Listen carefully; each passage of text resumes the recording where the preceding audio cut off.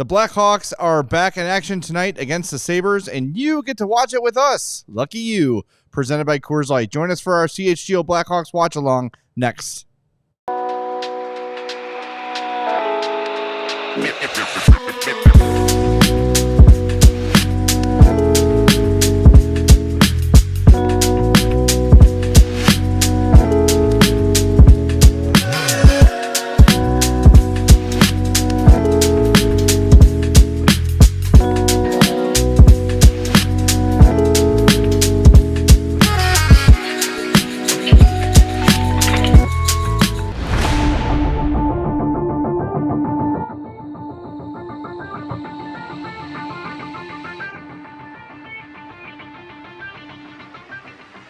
Welcome into the CHGO Blackhawks watch-along presented by Coors Light. I'm Jay Zawaski with Mario Tirabassi. Sarah's here as well. Hope you all had a lovely holiday. We are here for Hawks and Sabres. We're going to be with you the entire game. So that's what we do with these watch-along. That's the idea of a watch-along. So watch along with us. We'll keep an eye on your comments in the chat. We don't have our typical screen in front of us. Got the screen right here. But we got it in our laps. Boom. So we're looking at what you're saying. Do us a favor, hit that like button for us. Make sure you are subscribed to the YouTube page as well. And if this is your first time in a watch along, welcome. What we do is we talk about the game as it's going on, and then afterwards we turn this one off and start a fresh post-game show. So make sure you join us for that as well. But before the game begins, why don't we go hear from Blackhawks interim head coach Anders Sorensen. Philip Kurashev back in the lineup. That's the big story today. Yeah, I think the guys are used to it, though. They've been there before, right? So, yeah, we're ready. Looked like Peter in net. Yeah. And Kurashev back in. Yes. What do you tell him coming back in now? I just got to get back to his game. You know, I thought there was good moments when he was in, and we talked about it before, just kind of get him back to where we know he can play at. And him and Reichel seem to always have some chemistry, so looking forward to that. What have you seen from that Hall, Bedard-Bertuzzi line that you like? I thought they created some plays last game. I think they were just off on a couple of really good looks. There's a lot to like there in terms of transporting pucks, making plays at the right times. And I thought their second effort, third effort off of turnovers was really good. The times they did turn it over, so that was good. It's tricky to play with really skilled players for a lot of guys, and also they're almost deferring to a guy who's like half their age. Is that something that veteran players have to kind of accept and overcome, or does that just come natural, you think? I thought they handled it well, though. I didn't think it was too bad. I mean, I think they're all really smart players, so should complement each other well. And, Connor has a knack for finding areas, and just got to find them in those areas. What have you talked to Seth about just kind of adjusting back to the system? I know he'd been in all the meetings and everything, but it's different doing it out there on the ice. What is your advice been for him?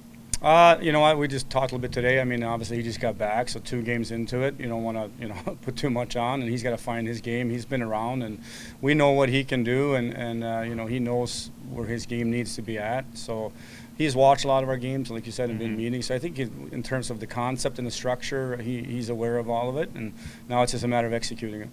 That is Blackhawks head coach Anders Sorensen, courtesy of the Chicago Blackhawks. We thank them, as always, for use of that audio and video. Here are the lines for today's game. Connor Bedard centering Taylor Hall and Tyler Bertuzzi. Frank Nazar between Foligno and Donato. Dickinson, Teravainen, and Mikheyev.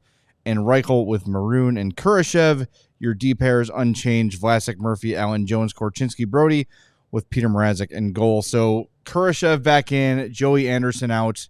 Oh. And this is your best forward group. And I kind of like the idea of Kurashev being back in the lineup without Connor Bedard, where he can just go play with Reichel and Maroon. There's not an expectation for him to get Bedard the puck or score or anything.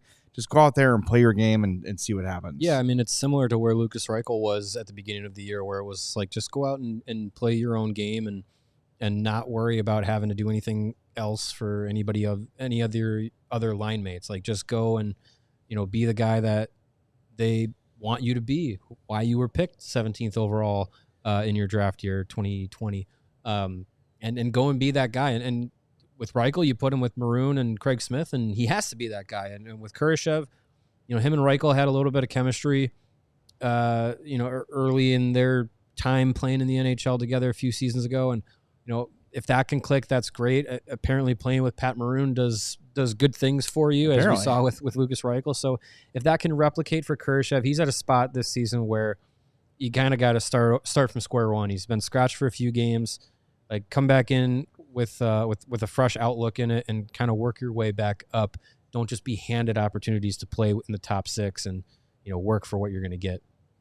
How many games has he played? I'm going to look this up right now. With Sorensen so far, I think 3. Is that right? Sorensen took over. This is the 10th game with Sorensen, and I think Sorensen took over under Winnipeg, right? I don't remember exactly. I think the game. that was the first. Yeah, December 7th. Yep. 2, 3. So he's played 6 games under Sorensen. Yeah, and he played with Sorensen in Rockford for a bit. So I mean, it seems like Anders has a belief in Philipp Kurashev.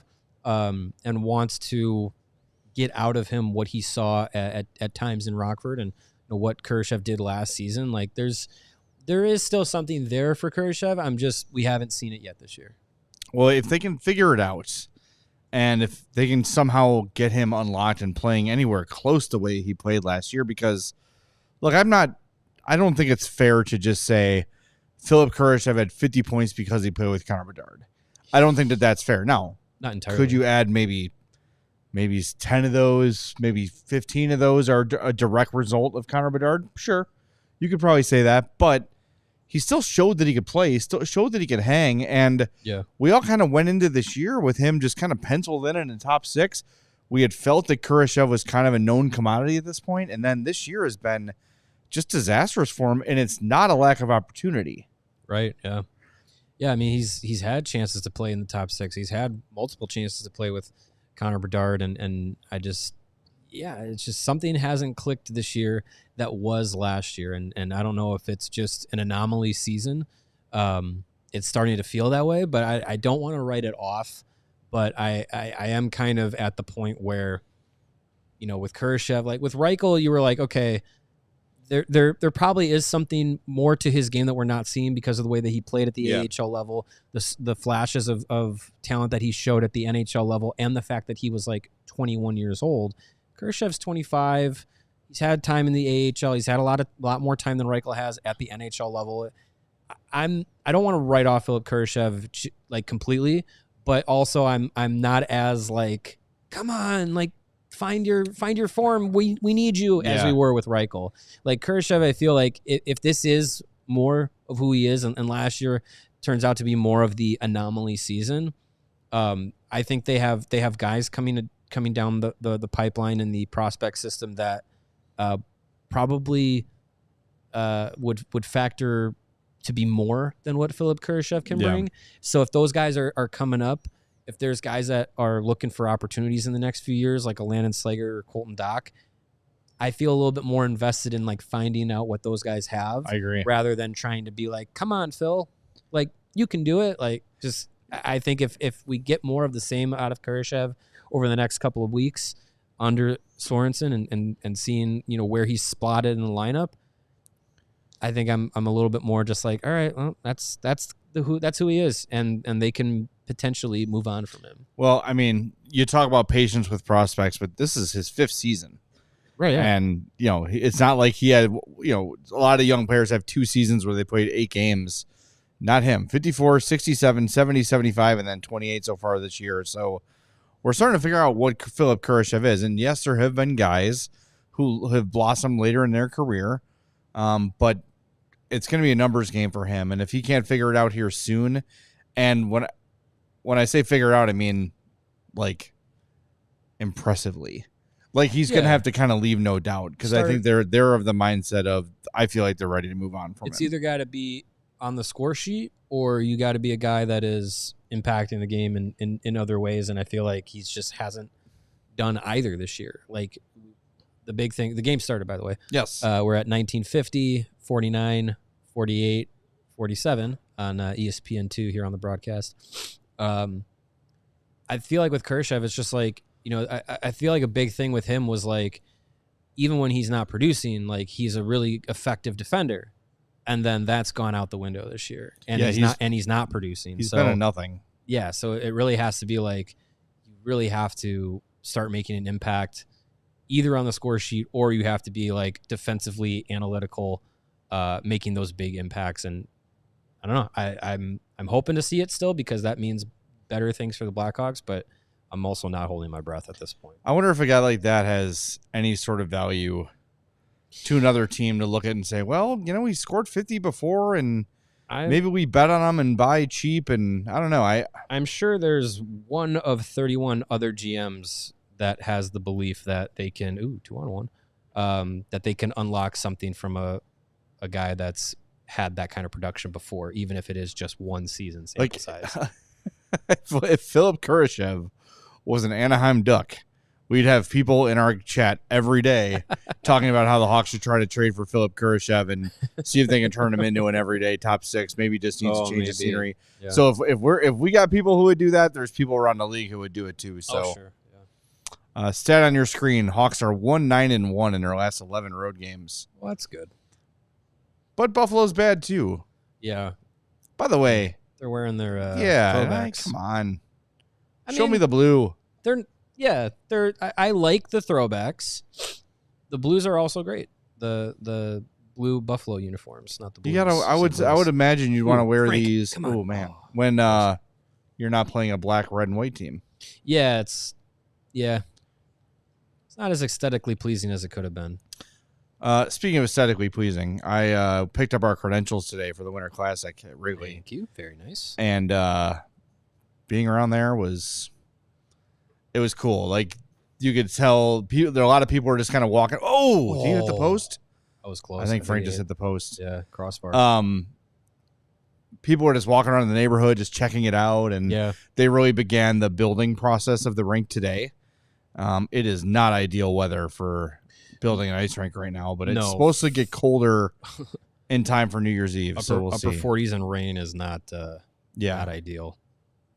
Yeah, I mean, I think the weather will definitely be a factor, but at least what's nice is that the game will be late enough that like it should be getting colder.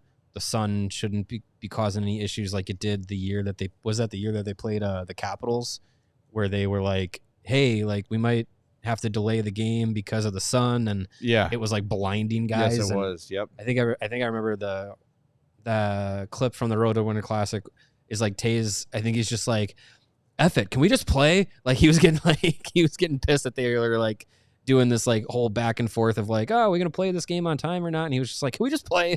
Like it'll be interesting to hear from some of these guys as the game gets a little bit closer here about like the conditions and the atmosphere of playing in that environment. Forecast for Tuesday is 41 big high, 28 low, with a 52% chance of precipitation, which isn't great, but it's at least colder. Right, yeah. And it's also not frigid. I think 41 is probably what they would love to have. That's what Vlasic said that was seemed ideal to him. Yeah. Was that like... Because you're also not freezing your nuts off out there. Low 40s. If it wasn't raining, it'd be fine. Yeah. If it was just low 40s and like cloudy and no wetness, like I think you'd be fine. It's just that rain can really slush up the ice. If you're just joining us, do us a favor, hit that like button for us and make sure you're subscribed to our YouTube page. We want to thank our friends at Coors Light for hooking this up. They present all of our watch-alongs. We're going to do some Winter Classic jersey conversation during the intermission. Also, we want to talk about Steve Yzerman's comments yesterday about the Todd McClellan hiring. Kind of got my attention, a couple of the things he said, so we'll talk about that too. Todd McClellan, a guy that on these airwaves from our friend Steve Peters thought would be a good candidate for the Blackhawks opening, head coaching opening that presumably would be open after the season's over. But I don't know. I wonder if Anders can do anything to solidify himself to get the interim tag removed, or if it's in the best interest of the Blackhawks to kind of look around the league and say who's available, who could be the exact right fit, rather than the guy who might be able to get some good things out of this team in the short term. But I don't know, they believe Luke Richardson was that guy. But I think the right way to do it is you take all this time, unless something insane happens where an opportunity opens up during the season that you can't pass up. Right. A Mike Sullivan, a John Cooper, probably not going to happen. Pittsburgh has been a little bit better lately. If John Cooper leaves Tampa, we'll be in the post, after the year. But I do think you used all this time to evaluate Sorensen. There's no need to do it before the season's over. Yeah. Talk to some people and then make your decision. I wouldn't decide anything right now. No, I don't. Or before you talk to anyone else, honestly. And there's really no rush to do it. Like you're not making a coaching hire trying to say like this guy's going to pull us back into the playoff picture or anything. Like Detroit is, I think in their eyes, they're still like trying to make something out of this season, which I'm not going to, nothing's too far out of reach. I mean, the St. Louis Blues in 2019 were in last place after New Year's and went on to win the Stanley Cup. Like there's nothing to say like something crazy can't happen. But I think if you're banking on those things happening, it does feel like battle. Detroit is severely underachieving. There's Khrushchev. Yeah. Oh, goodness. Ouch. No call on that, huh? Hurt. We're watching that. Shoot it, Reichel. Oh, he's slow to get up, Khrushchev. He's not feeling good. Oh, Reichel's buzzing. I'd like to see him pull the trigger there. Khrushchev. Got my daughter her Lucas Reichel's jersey for Christmas. How was her reaction to that? She was very pleased with it. Nice. And she loves the Pat Maroon story. Yeah, I saw that Maroon taking Reichel in for Christmas. Yeah. Photos were just icing on the cake of that story. Yeah, him in the sleigh. Yeah. Looking with the kids. Somewhat awkward. That's good stuff. By the way, we can't hear the game. So if you all I can hear are like the faint sound effects of like the puck hitting the glass and stuff. Nazar did hit the post. He did? Oh, okay. Yes. And for those wondering, the game is on ESPN2. Yeah. Now we can hear a little bit of it. That's Thanks, a little better, Sarah. Thank you. That's enough. We don't necessarily need to hear all of. Yeah, we just can't have it seep into the YouTube play-by-play. or we'll get torn off the air here. So. And there goes the net. I like what John Butchergross has done as an ambassador of the game of hockey over the many, many years that he's been covering it for ESPN and what he's done for college hockey and everything. Him on play-by-play, not the best use of his talents. I don't need him shouting at every cross ice pass. I agree with that. I will say he's not the worst that I've heard this weekend. No. I wish we would stop putting EJ Radick in play-by-play roles too. He's doing it for World Juniors, isn't he? Yeah, and it's just not what he is. It's just not his. He's a studio guy. I think Butchergross can do play-by-play, but he's also still best used as a studio guy. Yeah. I don't know. I think we talked about this a lot with Chris Foster's. It's rare where you find guys that and it's not their fault. Young broadcasters are told to do everything, to call college football, to call volleyball, baseball, softball. So you don't have people that just focus in on one sport anymore. Yeah. Because you can't. Because ESPN and ESPN Plus are covering 100-some games per weekend, and they need play-by-play voices. So the luxury for these young broadcasters is not there for them to just solely focus on one. I'm going to go be a hockey play-by-play man. Yeah. There's only so many of those jobs open. Yeah, and it's really, really hard to get into. As a recent graduate of broadcast journalism in college over 10 years ago. God, jeez. That was a big thing with people who wanted to be in TV and radio doing game broadcasting. Was you kind of are going to have to take whatever job's available. So if you're doing, single A baseball in rural Tennessee or something, that's what you got to do. And then if your next job, the next 6 months later is doing women's college basketball at Missouri or something, then you got to go do it. Because that's where the jobs and opportunities are going to be. It's really hard in the media markets now to be super selective of I only want to work in this sport, in this position, in this town. Right. It's very hard to do. So yeah, guys like Chris Foster's you kind of have to be versatile and do everything, because it is hard, and it's hard to also like build rapport with fan bases and also kind of like build your own voice, because I think a lot of places that look for different broadcasters are looking for someone that is, I don't want to say most broadcasts are looking for things to be interchangeable, but I think that becomes the nature because you don't have a lot of people that have an ability to have time to build up like like a unique sound or their own personality within the broadcast. Like people like Pat Foley and they don't just overnight become like major talents or super established. Like it takes time, and I don't know. It's an interesting world to be in. The other thing too, though, and like why guys like Buccigross and Radek get thrown into these roles is you have hockey fans that don't have any patience for guys that are not hockey guys calling games. Mm-hmm. So it's kind of like a lose-lose for these broadcast companies who, if they wanted to throw Chris Foster's on the World Junior or someone like him, I'm just using that name because it's familiar to everybody, right? On the World Junior Championships, there'd be a lot of people unhappy about that because he's not someone ingrained in hockey. So it's a tough balance. And it's just the nature of sports now. Yeah. And you can't really make a living. Like Pat Foley was the play-by-play man for some team in Michigan that he called for years, and you can't make a living doing that anymore. So you have to spray all fields and take every possible job available, and so it's tough. It's just a different time.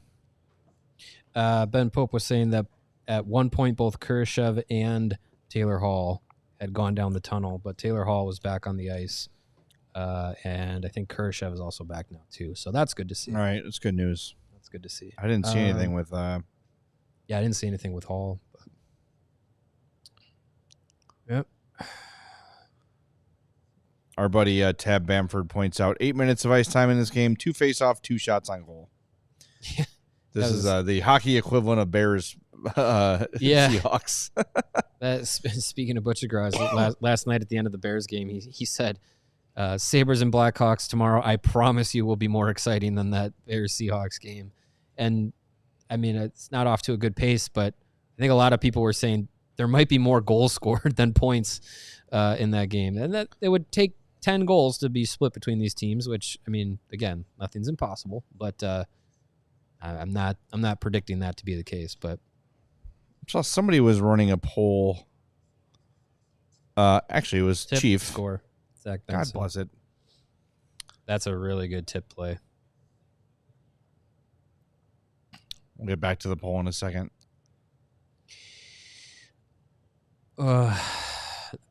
Pretty sure that was a slap pass on purpose from what is that? Darlene, I think. Benson backdoor wide open. That's a great pass. That's just a really good play. Yeah, Darlene. That is Darlene's second time he's tried that in this game, by the way. The first time he tried it, got picked off right in the slot. Anyway, the poll was Chief. It said, who do you trust the most, McCaskey, Reinsdorf, Wirtz, or Ricketts? And the Wirtz ran away with it, 48.4%. Ricketts, 43%. McCaskey, 4.5%. And Reinsdorf, 4%. Yeah. You're lower than the freaking McCaskies, dude. That is a problem. Well, when you have two organizations going nowhere, don't really have a future, and one is the worst in all of baseball, it's not a great track record to go off of. The Hawks clearly have a light at the end of the tunnel. The Bears, if you squint really hard and feel like if they got a decent coaching staff in here, they'd be significantly better. I feel like they have like 3 flat-out coaching losses this year. Last night was one of them. Oh, at least. Obviously, the Washington game. At least 3. What was the other one with the horrible clock management? They all run together. The Thanksgiving Day game. Yes. Against Detroit. Yeah. Detroit, yes. Yeah. But I think with the Bears, like we were kind of talking about this, before the game started here. Oh, hey, there our little clip of Alex Vlasic shaking hands with a former employee was just used right on the commercial there. But it just with the Bears, it just seems like it's an organizational thing beyond just like, they just got to get the right coach. This is like, but there's no belief that management and the front office and ownership will be able to do that. Like, well, they're scared to hire anyone that will have more authority than they would like to give. Right. Yeah. They don't want anyone bigger than them, which is a problem. Yeah. Well. All right. Well, this is not the greatest start for the Blackhawks here. Technically 0 shots on goal through 11 minutes. Not wonderful. Against the worst team in the Eastern Conference. Yeah, I said it. The other day was that Monday, our last show before the holiday break. I was glad Buffalo got their win to break their winless streak, and did it with emphatic fashion against the Islanders, because I was figuring, had they not, it would have been of course they were going to come out and have a blowout win against the Blackhawks, because that's just how it was going to go. But so far they're on pace to still do that no matter what. So hopefully the Blackhawks can kind of wake up here and realize this is still a Buffalo team that is, reeling, for lack of a better term. One win in their last 14 games. A team that has just free fallen over the last month from, sniffing a playoff spot to, about to join the Blackhawks at the bottom of the league. Officially, if you want to go by shot attempts, shots are 4-0 Sabres. Shot attempts are 9-2. The Hawks have 2 shot attempts. 2 shot attempts. Well, one went off the post, which is not a shot on goal, even though it was on the goal. Yeah. Well, we'll see. TJ Brody -1. Yeah. That smoke is happens. getting that's starting to. That's not going to go away anytime soon either. I mean, maybe Alec Martinez is close, but yeah, I mean, Alec Martinez might be close, but there just seems to be something with this coaching staff that is, trusting of playing Brody over keeping a guy like Korchinski or Crevier around, which I'd say the organization should be more inclined to be investing in some of these young players at this stage of the game than continuing to run out TJ Brody. But again, it's coaches make the lineups, not the GM. Well, the GM's only gave him a 2-year deal, so. Well, yeah, that's true. I don't, So any hope that maybe they trade him? Yeah. I mean, you're gonna. Doesn't seem likely. I don't know if anyone's interested in picking up a year of TJ Brody. Yeah, you're really gonna have to. That feels like to get rid of TJ Brody. Now, I'm not saying you're gonna get rid of a guy of Teravainen stature at the time, but that seems like you're in a Bickle situation if you're trying to make that Brody trade where it's just here, please take this away from us, and we'll give you a prime, pick or prospect or something to do it. And I don't know. I mean, I don't think the Blackhawks really want to do that at this point. Yeah, I think that is Kyle Davidson's one. You could argue should have picked this guy over this guy in the draft, and that we'll get that answer as the year goes on. But in terms of NHL player acquisition, that to me is one that is just ugh. Yeah. Most of them have been pretty good, because even the guys that haven't been great usually have a pick attached to it. Sure. Like Mikheyev up until he started scoring at a red hot rate, it was well, you got to pick to get him, Boy, Buffalo is. This looks like the Buffalo. Oh no, fudge. That's 2-0. Still no shots on goal for the Hawks. 7 for the Sabres. 2-0. 12.5 minutes into the period. All right. Well, the Sabres are fixed. Well, there's just, there's no excuse for this. Guys running around defensively. Just stay with that. Trickles through Mrazek. That's got to be stopped. He's not screened badly. No. That's one that shouldn't go in. That's an uncontested shot. See that. That can't go in. Oh, That can't go in. Come on, guys. Yeah, I'm not. I don't get how you. Here's another chance. 3-0. Wow. Yikes. This might be a take Mrazek out now. Send a message to the team kind of a thing. Or you call your timeout right effing now. Because this is inexcusable. And it's not Mrazek's fault, totally, but there's TJ Brody throws a pass up the middle. Korchinski gets his stick tied up, can't hold it. Then Brody comes sliding across, can't stop the pass anyway, so he's laying on the ground. Good Lord. That was played about as poorly as you can play anything. Jesus. Watch Brody here. Brody throws it right to the feet of a Sabre, then dives out to block the shot and doesn't get a piece of it. That's awful. Oof. Can we change this to an Ice Hogs watch along? Honestly. Do we have flow hockey? I'll pay for it. Yikes. And there's an icing. This is just horrible. Horrible start. You cannot have this kind of start coming off of a holiday break in which technically, based off of just looking at the schedule of games, you were on a 3-game road trip, but these guys were home. Yeah, they were home. Like this is a one-off road trip. You're going up against a team that, like we were just saying, just snapped a 13-game winless streak. And they look like the friggin' you are getting 80s Oilers against you right now. Yeah. Like you're getting JV'd against this team. Like that should not be happening. Look at like spinorama passes, Yeah, splitting the these defense. Sabres are just feeling themselves right now. It's insane. Great puck movement, traffic in front. Like it's just, this is what we scream for every night with the Hawks. Look how simple the Sabres are keeping this game. They're moving north and south, east and west in the offensive zone. There you go. There's a pass from Kurashev to the feet of Lucas Reichel, and the puck's off the other way. If you can't complete a pass 3 feet in front of you, what are we doing here? Yeah, this is.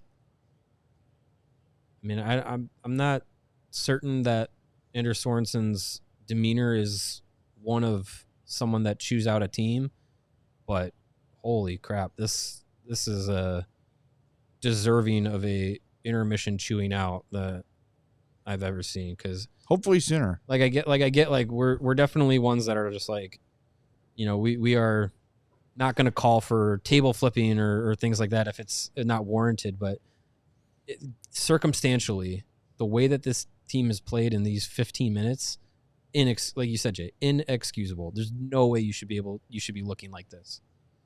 Like I get that this is, Blackhawks are in a last place team, but this is beyond being able to. This is beyond being a last place team. There's coming off of a break. Yep. There's a reason a coaching change was made, because this roster was underachieving. So, and I think we all agreed on that. I think when the year began, all of us were saying, "Hey, let's give Luke the year to see how he does." And then 15, maybe even 10 games in, we're looking at each other like, "Well, Luke might not be the dude here." So they made the change because of the underachievement, and you've had individuals performing better under Sorensen, but the results have not been. You'd have a 3-game home winning streak, which I'll give him, but this cannot happen. No. I don't know. That's guys. It just feels like every chance down the ice, Buffalo's got a good look at it. Brody on the ice again. Or almost every other rush feels like it's a 3-on-2 for Buffalo. Yep. And the Hawks can't get anything going. And there's a pass intercepted. Jeez, this is rough. Well, I want to thank Coors Light for presenting the Coors. watch along. I'm sure they're thrilled with this too. Shot wide. Get one here and you're all right, but I mean, good Lord. Well, they took the shot on goal off the board. Screw you. You get nothing. So they are I mean, unless something changes here in the next Another 3 minutes. 2-on-1. Another odd man chance. Oh, and there's a trip. Oh, they didn't call it. Mercy rule. Yeah, looks like they took the shot on goal off the board. So unless something happens here, and What is Seth Jones doing there? Hawks are staring down a 20 minutes with 0 shots on goal period, whilst being down 3-0. Right there, Seth Jones had a wide open lane down the right wing side, which is encouraged by Sorensen, activate defensively, and then tries to get a puck to Connor Bedard, who's 2 feet away from him, covered. Here's your best chance. Here's a shot on goal. Hey, Khrushchev. There's one. He's back, everybody. Jeez, Lou. And by the way, that third Sabres goal came 15 seconds after Alex Tuck's second goal of the game. That is the 17th time. Well, no, that's incorrect, because it's usually after they score their own goal. So 16 times this year, the Hawks have given up a goal 3 minutes or sooner after their own. But also giving up consecutive goals quickly has been another thing the Hawks have done all year long.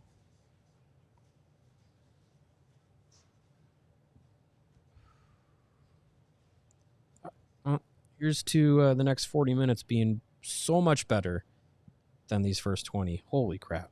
That was terrible. Another Chicago national sports embarrassment. Yeah. Glad this is on ESPN too, so everyone can see it. Ben Pope with a note. By the way, Peter Mrazek's groin appears to be bothering him again, although he's staying in. Great. Wonderful. Can we restart this game? Turn it off, turn it back on. Hit the reset button. Yeah. Blow in the cartridge ridiculous. instead of blowing on the ice. Yeah, it's really bad. That's Steven in the chat, not our Steven from CHGO, different Yes. Steven. It says, sorry guys, as much as I love both of you, I'll catch up with you later. I think I can problem. find something better to do for now, like clean my bathroom floors. That's fine. It's understandable. Yeah. Appreciate the support. You just leave us running in the background, though. That'd be fine. Yeah, that's fine. Yeah. Good I mean, look, conversations. like it's... Again, you can take a loss. Yeah. You can handle it. Ah, man, they lost 4-3, and they just... And they still This is might, not- but this This no indication that this is going to flip on its head. updating your stats, 20 shot attempts to 5. If you're a Corsi person, that's an 80-20 Corsi. It's not good. Fenwick, even worse, 16-3 in favor of the Sabres. That's an 84-16 Fenwick. Not good. Boy, oh boy. Yeah. One shot on goal in 18 minutes of hockey should not be a thing. The heat map is fun. Holy crap! I'm sure it's probably one. Yeah, yeah. 3 1, little 2, dots. 3 little dots. It's like 3 little blue nipples. 3 little blots. Ay, ay, ay. All right, we're back. Sabres. If you want to sync your clock up for some reason, 152, 151, 150, You're still watching. 149, 148, 147, 146, 145, etc. I mean, and so on. Yeah, I mean, there. Honestly, if Mrazek is showing any like tenderness Get him out. and potential to re-aggravate his groin injury in this game, let's give him the next minute and 20 to just not get hurt, and put Soderblom out there for the second period. Like there's no reason Honestly, at this stage to. I'm also at the point too where I'm giving Soderblom the bulk of starts I mean, that's until fine. Mrazek starts to significantly outplay them. Even if you're even, right? Like I know Mrazek's the guy you're paying more and stuff, or Yeah. you're doing an even 50-50 split. But first game back after the break, Soderblom is my guy. That's fine. He's playing better. Yeah, I mean, I don't think there's any doubt about that. If it is 50-50, that... Oh, jeez. Here's a goal. Yep. There it is. 4-0. 4-0. 4-0. Oof. Oh yeah, Jay, you want to do a Coors Light break? Yes, I will leave and drink some Coors Light. Yeah. Thank you, Feel Mario. like You now's got a it good from time. here, buddy. Sweet. I can't do any more holiday movies. The bit's over. Well, yeah, holiday movies are done. Is there any New Year's movies? I don't think so. There's New Year's scenes Nah, in movies. I don't got anything offhand. But hey, Are you know what? Are you Lieutenant Dan in a bar with sad confetti falling Yes. over you watching this Blackhawks game? Well, I mean, that's it. Are you just recovering from your holiday and you wanted to settle in for a nice night of Blackhawks hockey and it's 4-0? Well, you know what? Let's make the best out of this game and enjoy some Coors Light to help us chill. Because when you need to chill and when it's 4-0 Sabres, the worst team in Eastern Conference is just clowning you. You need to choose chill. And there's no better accessory when choosing chill than Coors Light. It's mountain cold refreshment, crisp and refreshing as the Rockies and when those mountains turn blue like they are on our Coors Light cups here, as you can see. That is ice cold, and you're going to love it. So get yourself some delivered right to your door right now. CoorsLight.com/CHGO Hockey. You don't even have to get off your couch. It'll be delivered right to you via Instacart. Well, you got to get off your couch. You got to bring it in, but you know what I mean. You don't have to go to the store. Don't have to put on proper pants. Keep those soft pants on and get it delivered. CoorsLight.com/CHGO Hockey. Celebrate responsibly. Coors Brewing Company, Golden, Colorado. The first period's over. The score is 4-0 Sabres. Good God. We're having a great time. This is wonderful. Jesus. It could have been worse, too. Yeah. One shot in 20 minutes? Is that sound Mrazek right? actually One made shot. some big saves earlier in the period, but holy crap. Hawks outshot 12-1. 13-1. Oh, they gave him another one? Yeah. All right. 13-1. Good golly. Just so bad. Break this one down, ESPN. Yeah, here, have fun with that. I'm glad that we can talk about other things besides this game. Holy smokes, that was bad. I mean, that is the worst 20 minutes of the year. I don't think there's any doubt about it. It's And a year that's had a lot of bad 20 minutes. It's bottom 3, that's for sure. They had a stretch, weren't they outshot like 17-1 in a period? Maybe, but it probably wasn't against the Sabres. No, probably not. I can go through my notes and see if I can find that because I do have every game in here. Man, that's not ideal.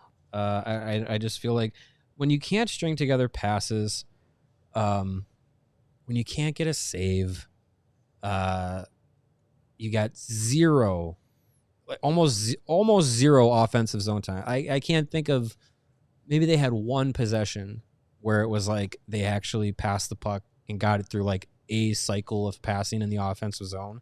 Otherwise, it was just dump and chase or turnovers, bad pass. Like it just, this team looks like they didn't, like, I don't know. It looks like they were completely blindsided by the fact that they had to play a hockey game tonight. Well, I mean, that's been a symptom of the last 2 years. It's something we got on Luke Richardson about a lot. And at some point, you got to start looking at the players and saying, why aren't these guys ready to go? Why aren't these guys ready to play? And I know losing takes its toll and it's tough to get up for games, but they should have been feeling pretty good about themselves heading into that break. Yeah, I mean, 3 home wins in a row. Yeah, you lose the last one before the break to a good team. Even the last 2 losses heading into the break, you had comeback efforts. You had 2 leads in that Wild game. Like they weren't, completely washed games, but man, this is rough. Brutal. Well, shall we have some fun instead? Should we talk about the Iser plan, or should we talk about Winter Classic jerseys? I feel like taking this opportunity to try and bag on the Iser plan is bad timing because Sure. the Davidson plan is looking rough at this period of time. All right, let's do choose the jerseys. jerseys. Jerseys All are right, more so our friends at Sportsnet threw up a graphic displaying all the Hawks outdoor game uniforms: the 09 Winter Classic, 14 Stadium Series, 15 Classic, 16 Stadium Series, 70 Classic, 19 Classic, and 2024 Classic. and a lot of people were chiming in with their favorites. And I think now that we did this right away after the release of the new ones, and I think a lot of people were fresh in mind. Now that we've had about a month to kind of zoom out, take a look at these again, and reevaluate, want to get everyone in the chats kind of their rankings, and Mario, where you're at in terms of how do you rank these in terms of jerseys? I have really liked the 2024 designs. I like that they went with the red, as you were begging for early on. I still go with the 2009 Winter Classic as my favorite. It's a slight margin, made slimmer by the 2024 design. But that 2009 Winter Classic jersey, I think, is my favorite. It was the first one that they had of the outdoor game specialty jerseys. You know, I look at it and it's synonymous to me with that, like, you know, rejuvenation of Blackhawks hockey, because that was like the marquee event at the time for the NHL that wasn't a playoff game, and you put the this young up and coming Blackhawks team in that limelight against, you know, the top of the league Detroit Red Wings at the time, with a bunch of future Hall of Famers on it and stuff. And so I still really like that one the most. The 2019 ones, the black and white ones, Notre Dame, that they used playing at Notre Dame, those are my close second, and a close third are the newest ones, the 2024 ones. I'd say those would be my top three. And I would say I think it was the 2017 ones. I would say would be honorable mention, because I do like the when they did the throwback, they did it properly. 2015 they had the on the road, the white throwback, but they used the current crest, logo. And I was like, that doesn't say Winter Classic to me. So then 2017 they basically did the same thing, but they used like a throwback crest, and I was like, that's what it should have been. And I like how that one looked. Yeah, I'm close to where you're at. I need to see. I feel like the 2024s are my favorite, but I need to see them on the ice, and I haven't seen them on the ice yet. Mm-hmm. So until I do, I'm going to give the nod to 09. And I do think that you do have to kind of factor in like the symbolism of it too, and like what it meant, and the timing of it all, and the arrival factor for the team and the franchise. Yeah, like that to me is like synonymous with all the hope that we had for what the Hawks could be. And yeah, they ended up losing that game, but it still felt like, you know, such a win of an event. Yeah. Right. That it was just so meaningful in Hawks history. So I will give, for now, the nod to 09. 2024, though, is my second favorite, even without seeing it on the ice. 19, a close third. Love, also similar to the ones this year, with like the wool, like the felt numbers, instead of the, you know, the kind of the flatter, like vinyl or whatever you want to call it, numbers that they have now. And being a Notre Dame fan, that shamrock patch on the sleeve was very, very cool. And I'm with you. 2017, because of the older school logo, I really like that logo, and I like the fact that they moved the tomahawks down under the number to the on the sleeves, sleeve stripes. Yeah, it did leave the top part of that jersey looking a little empty. Yeah. It's funny. It's funny. The only outdoor game that they've won was the All Blacks, that were basically like, they just kind of like angled the stripes, and then they made the crest reflective, shiny. Which I don't know. That never did it for me. But that's why those are, I think, my least favorite. I like those ones because they're very close to that like late 90s, early 2000s All Black setup that they had. But I never thought to get one because like the reflective crest was weird to me. And then the numbers were like big and long and like elongated. And I was like, it kind of looks weird. But they looked like someone Photoshop dried them and stretched them out. Right. Yeah. They weren't, I know they were trying to make them bigger because you're in a football stadium, which makes sense. Right. But it was also, they were more narrow. Mm-hmm. So that didn't really work for me. So the 2016 ones, which had the 4 stars on the neck, and they were also going for more of like a futuristic, like kind of a different look. More Chicago concept. I freaking hated it at first. I did too. And then it grew on me over time. yeah, I don't hate them, but I definitely out of the gate was like, these stink. They had the big black and white stripes on the sleeves. Like I was not a fan of those ones. They're okay. I like those better than the 2014 Stadium Series, though. Okay. The shiny logo. I was just about to say my youngling opinion of these. Youngling. The best one, 2014, all black. Really? The black with the shiny logo, 2014. So one thing you're missing on that, though, I want to point out is the like where the stripes are on the waist. Okay. Yeah. They like kind of went up. They're like jagged. There's like a weird I like. might like that though. Okay. I feel like I like that whole all black look. But this is what they're trying to market to your age. They want younger people to get into the team. And I know we all think throwback because they're an original 6 team, but sometimes these winks to the future are not a bad thing. My second one though is the 2009. That one's awesome. It's pretty love that undisputably great. And then my third one would be the one from 2024, the one Okay. this year. So I go 2014, 2009, 2024. Well, this year I think is going to be interesting because they're going with that like fake leather brown, like the light brown leather on the gloves. Glad they didn't do it with the pants, but I think that's going to be a nice little subtle touch with the gloves, having that color to it because it kind of gives it that like yeah, I know it's faux leather or whatever. But it gives it that like feeling of like, okay, like it is like Winter Classic. Yeah. You're trying to really tap into that feeling of it. And today I was just going through pictures of the alumni game that I think they did in 2016 for the 2016, I think it was, for the Stadium Series game that they played. And they had like, the alumni like Roenick and Savard and Chelios and those guys who are going to be doing a ceremonial puck drop for the Winter Classic this year. They had them out there in those like faux leather, like tan gloves. And I was just like, I do like how that looks as long as you don't overdo it. And I think this year doing it with the gloves, it'll be a nice little touch to the setup. I know they've done like the leather looking pants in the past. They did that with, I think it was when Dallas and Nashville had the Winter Classic. Dallas had the like tan pants, and I was like, it's too much. No. Yeah, I think with the players wearing those kind of gloves, and we've seen the goalie setups too, which look pretty good. I don't know if we still have those photos. The goalie setups, those ones have the brown like old goalie pad look. Yeah, I'll try to find that and I'll send it to you, the Sarah. Esposito days. Those are cool too. Those watching on the watch along, which that's the only way you're going to be doing this because this isn't a podcast. I am losing the battle to this bag of chips worse than the Blackhawks are losing to the Sabres right now.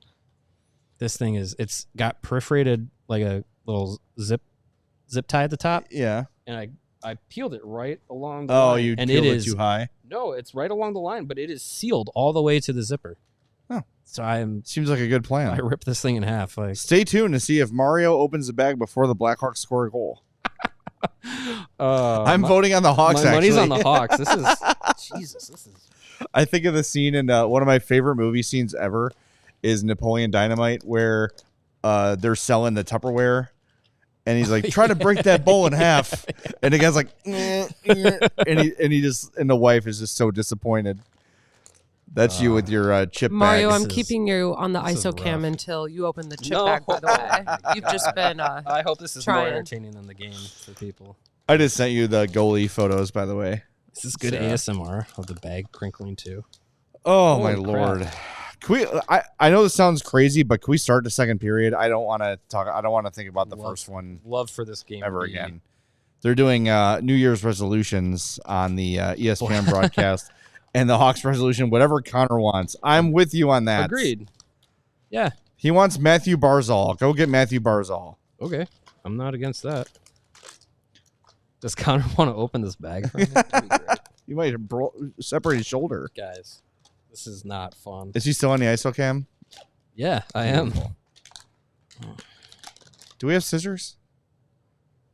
These are. Let me grab These better some. be Yeah, frickin' worth I feel it. bad. Take your time. No, I want this to go on. Is it because they're gluten free that they got to vacuum seal it so tight?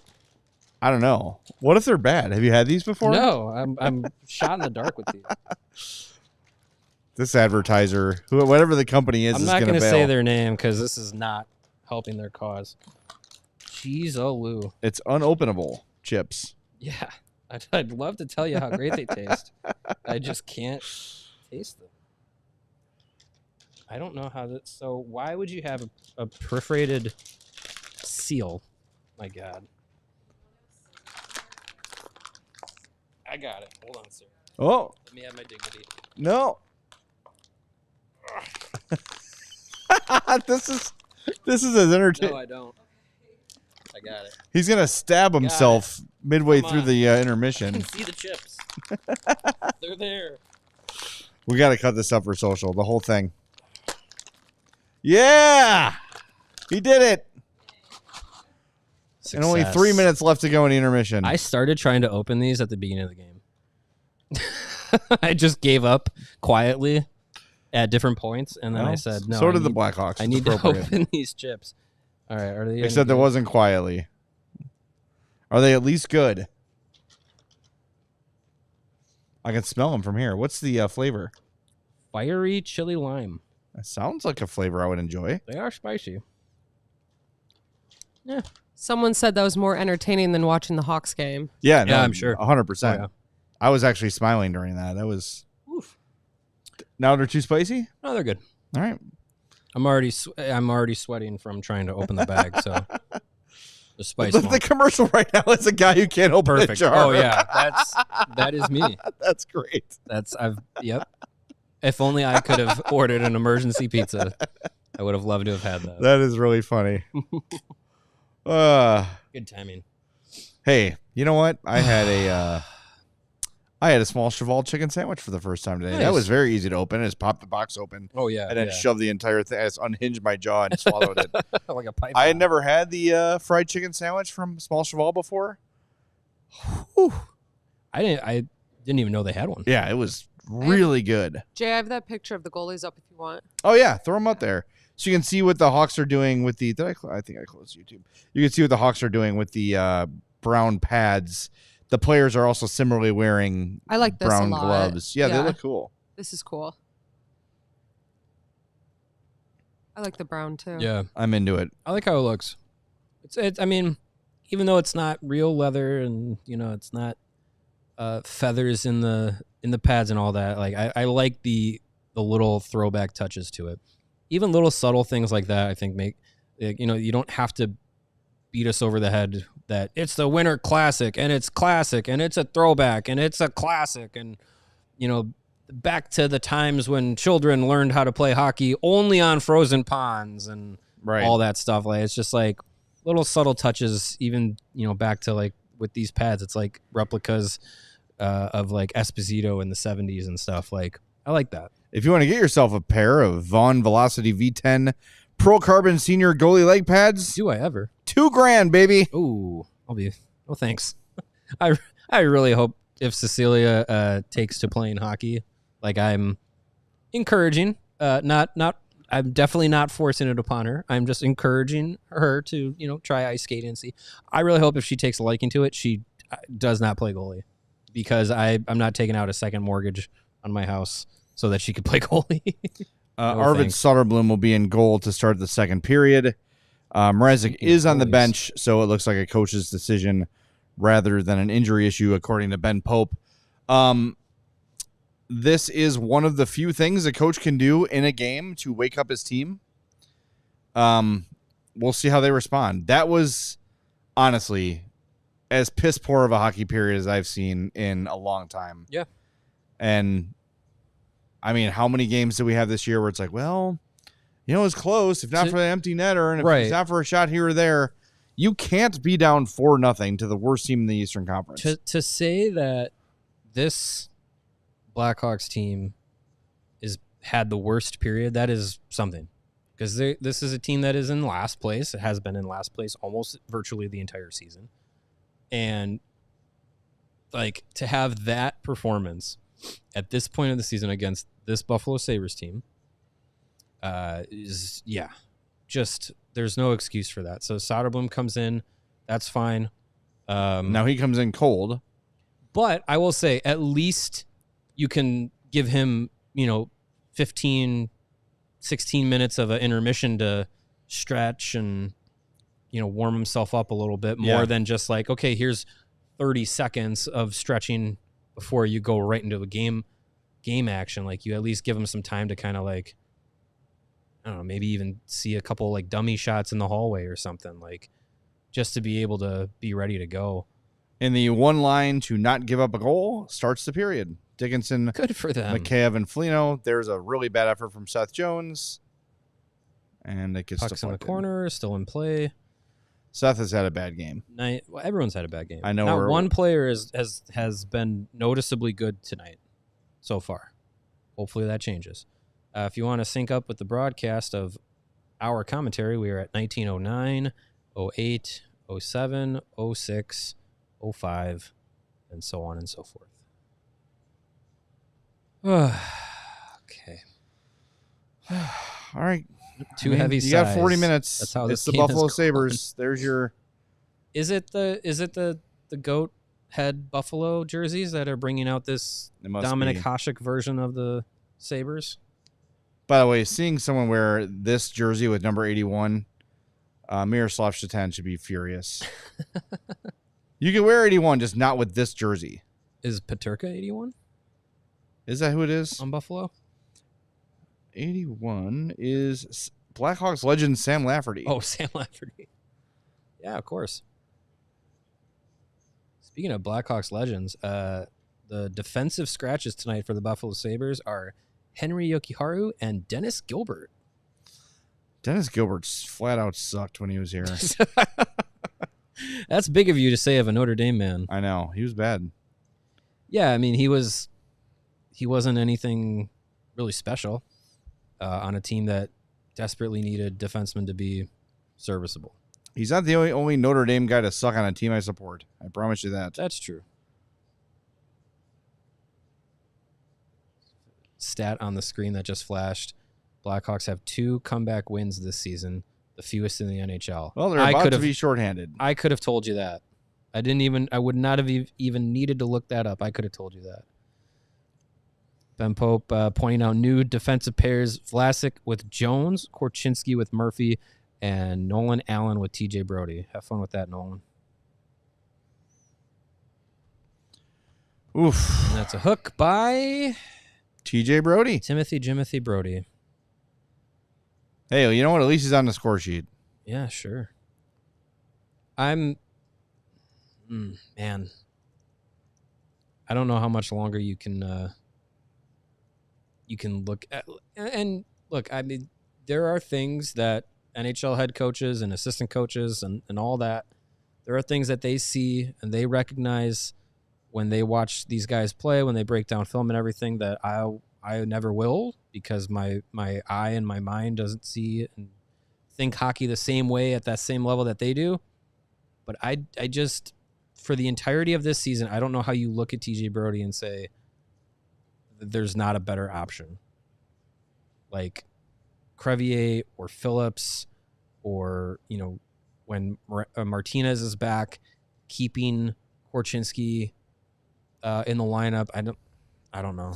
Look, if you could tell me that TJ Brody is, in your mind, the 6th best defenseman in the organization and is better than Louis Crevier, and you want to give the team the best chance to win, or Wyatt Kaiser, or whoever you want to name, fine. Yeah. If you want to say that, cool. The fact is, he's not better than those guys right now. Can he maybe get back to a point where he's playing better? Because he did have a stretch there for a week or two where he was playing better than he had to start and was playing better than he is right now. But if you can sit these kids for needing a reset and having a bad game, you sure as hell should be able to do it with your veteran players too. Right. You've sat Teuvo Teravainen, he's been scratched, right? Like Kurashev's been scratched. You've got to Teuvo hasn't been scratched. He's been demoted. But Teuvo was scratched. Was he scratched for a game? Yeah. Maybe. Yeah, it was he got one scratched. Game. But if you're gonna do that, you got to hold the vets to the same standard. Because Louis Crevier, who played really well before Seth Jones came back, gets scratched because it's a numbers game. Fine, you understand that. But he's up there in the press box right now, looking at it like, you know what I could have certainly done is taken a penalty not blocked a shot and turned the puck over. I can do that too. I think Tavo got scratched. I do think maybe once, but I could be wrong. He definitely the point is was sat down the lineup. Taylor Hall was scratched as well. Good Hall, point by Gravely in the chat. Like that's Yeah. And if you're going to do that, you got the kids who have earned the playing time should play. Don't just give it to TJ Brody because he's a veteran on a 2-year deal. He's done nothing over the last stretch here to earn his opportunity to be in the lineup. He's been bad. Yeah.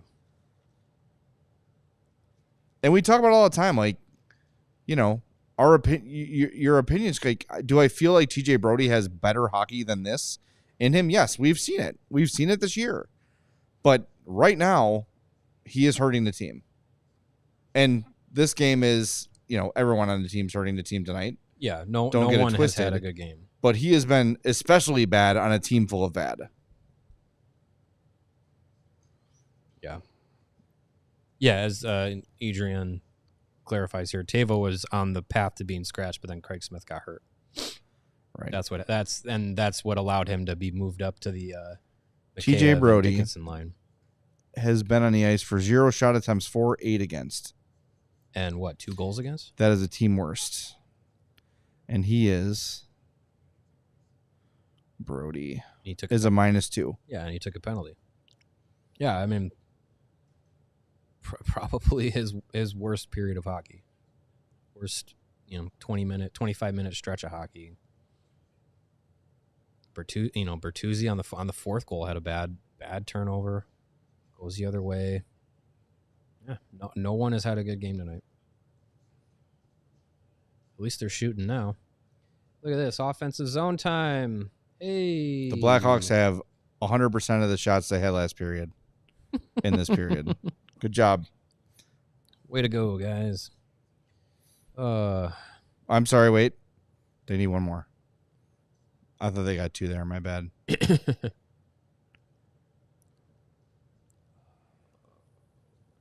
Buffalo. What's it? Okay. I see. Ooh-wee. One of those games. I hope Sean DePaz is having a good day. I think he is. Yeah. He's enjoying this one. We should send Sean a link. See if he wants to jump on the watch along with us. Get some Sabres insights. I mean, I don't think we'd be able to hear him or see him. That's true. We wouldn't be able to hear him or see him. Maybe he can fly in real quick. Yeah. I mean, I don't mind turning the game off. We'll just guess at what's happening. Sorry, Emma. Hey, at least they killed that penalty. So their PK Baby steps. continues to be effective. In your feet, Connor. Come on. Oy.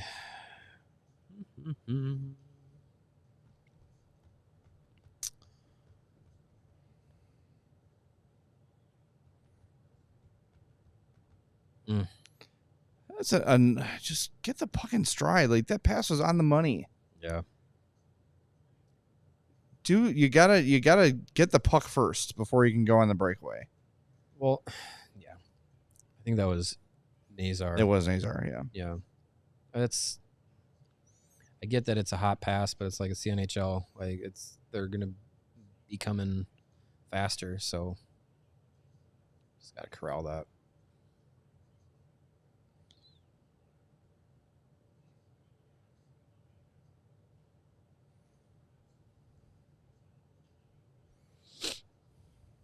Feeling good. They're just you're just in the spin cycle this entire game. Yeah. Just chasing and chasing and chasing. And then by the time they get the puck back, they're at the end of a shift. They're out of gas. Change, and then you're just dumping the puck. Right. Turn around, Korchinski.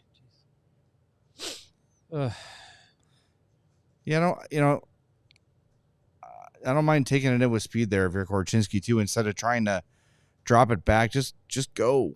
Just go. Well, I mean, he's dropping it, and then he's trying to go towards the net. But as a defenseman, like I know you're activating and under, Sorensen's, setup here. You're trying to be more active, go in with speed and everything. But defenseman crashing the net is not the best best idea, especially when it's Korchinski, who's a faster defenseman, so he can make up for it. But you don't want to leave Connor Murphy back there having to defend a breakout.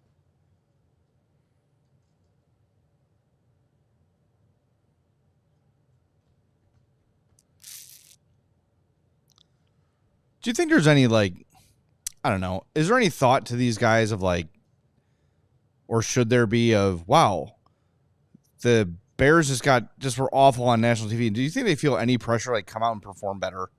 Do you think that they even give that a consideration? No, I don't. Probably not, right? I don't think they do.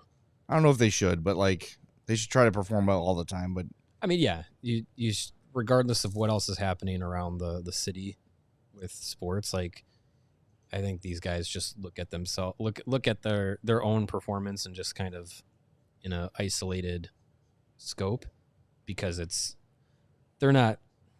I mean, some of them might be, legitimately fans of, like, the Chicago teams because they live and also play in Chicago and maybe have met some of those guys or stuff. TJ Brody going for a ride. that could have been a penalty on Brody for holding the stick. Yeah, could have been, because he definitely was. That was offside. I don't think that they look at it that way. I think they have enough to worry about themselves as professional hockey players that they don't worry what the other professionals are necessarily doing. But you'd imagine that, just for personal pride, that they'd want to come out and perform much better than this. You'd think.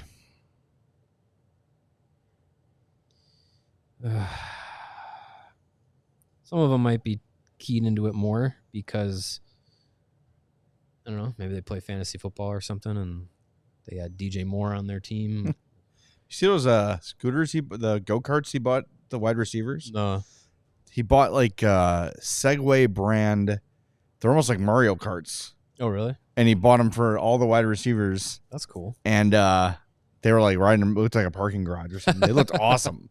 That's It's only cool. $2,000 only. Only, yeah. For all the wide receivers. That's only $18,000. Yes. I have some good news. What? Edward, Hey. the first, gave us a super chat. He Thank you, said, Edward. "Time to panic and reset the rebuild again instead of accelerated?" Yes, Question mark. start completely over. Start fresh. Trade every No, prospect a you bad have game in and- Buffalo is not making me reevaluate the No, rebuild. this is- no. We're gonna put a pin in that because that's a lot about what the Yzerman thing we want to talk about is. Right. And I'm not really here to bag on Yzerman. I just think that it's interesting conversation. Yeah. But I think trying to expedite it is a really good way to crash your rebuild. But we'll get to that a little bit in the second intermission. Yeah. Yeah. We can save that. Thank you for the $5, though. Yes, Yeah, thank you. Edward. Appreciate it. Always hanging around. Edward is. And yeah, part of that discussion, I want to address a few comments I got last night during the USA game. Yeah. For the World Juniors. But yeah, we could talk about that with in the intermission. That was that USA Germany game seemed for a little bit, and then it wasn't. Yeah, it was first game of the tournament. You put up 10 goals. Like, there's really not a lot to really complain about, but I'm sure people found stuff. definitely, well, yeah, you want the USA's defense to be a little bit tighter.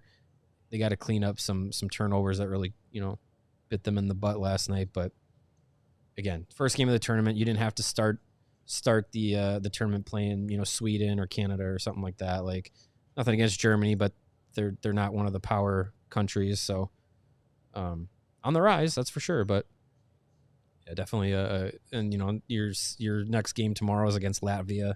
Again, nothing against Latvia, but not a power team. It should be an opportunity for the US to come out on top and work through a couple of hiccups that they had against Germany. Hawks officially with 3 shots on goal this period. That's one more than last period. Nice. Still being outshot this period. Philip Kurashev has 2 of the 3 of the 4 Hawk shots. He must have caught up on our watch along during the intermission. Said, I'll show you something. They probably have it on during the Yeah, intermissions. Definitely. Just to see like what they can learn. Shoot the puck. Oh my God. Taylor Hall on his forehand with an open net. You're down 4-0. Let's save the fancy shit for, Save Soderblom. get one. Just get one. Can I say that word on the watch along? Sorry. Get one? Nope, the other one I said. Oh. It's interesting to point out. Someone in the comments said that Sabres won their last game Sabres won their last game 7-0 or 7-1. 7-1. Yeah. Yep. Yeah, they After going 13 in a row without a win. Yeah, they blew out the Islanders. So yeah, their last 5. Michigan. Coward. Oh, Donato. Yeah, their last 5 periods of hockey, they've outscored their opponents 11-1. That'll usually get it done. Oh, all right, rough stuff. No, it's about time. It's 4-0. Hey, there's Nick Foligno.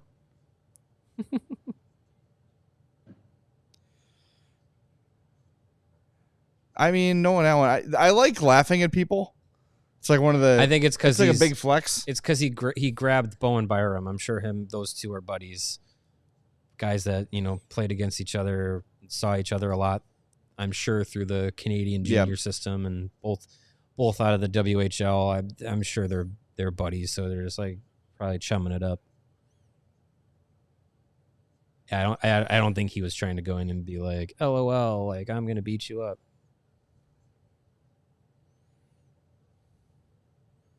I would. Well, yeah. I mean, 4 shots on goal this period. Hey, it's 100% better. It's quite an improvement. Shots currently 20-6, 9-4 this period. Good Lord. Shot attempts. Let's see. Let's get the full report up here. Here's 34-18. 34-18 shot attempts. Yeah. Feels that way. Here's a little nugget that I didn't even realize until just going back and seeing it here. The Blackhawks had a morning skate today, but they flew out at 6 a.m. Yeah. To get to Buffalo. So that's not ideal. It's not, but it's also you're a professional. Like it's, I'm not trying to poo-poo it. It does make things more difficult. It does. But the flight from Chicago to Buffalo is not, Vancouver to Florida. Sure. And they're also not the only team in the league that had to do that today. And right.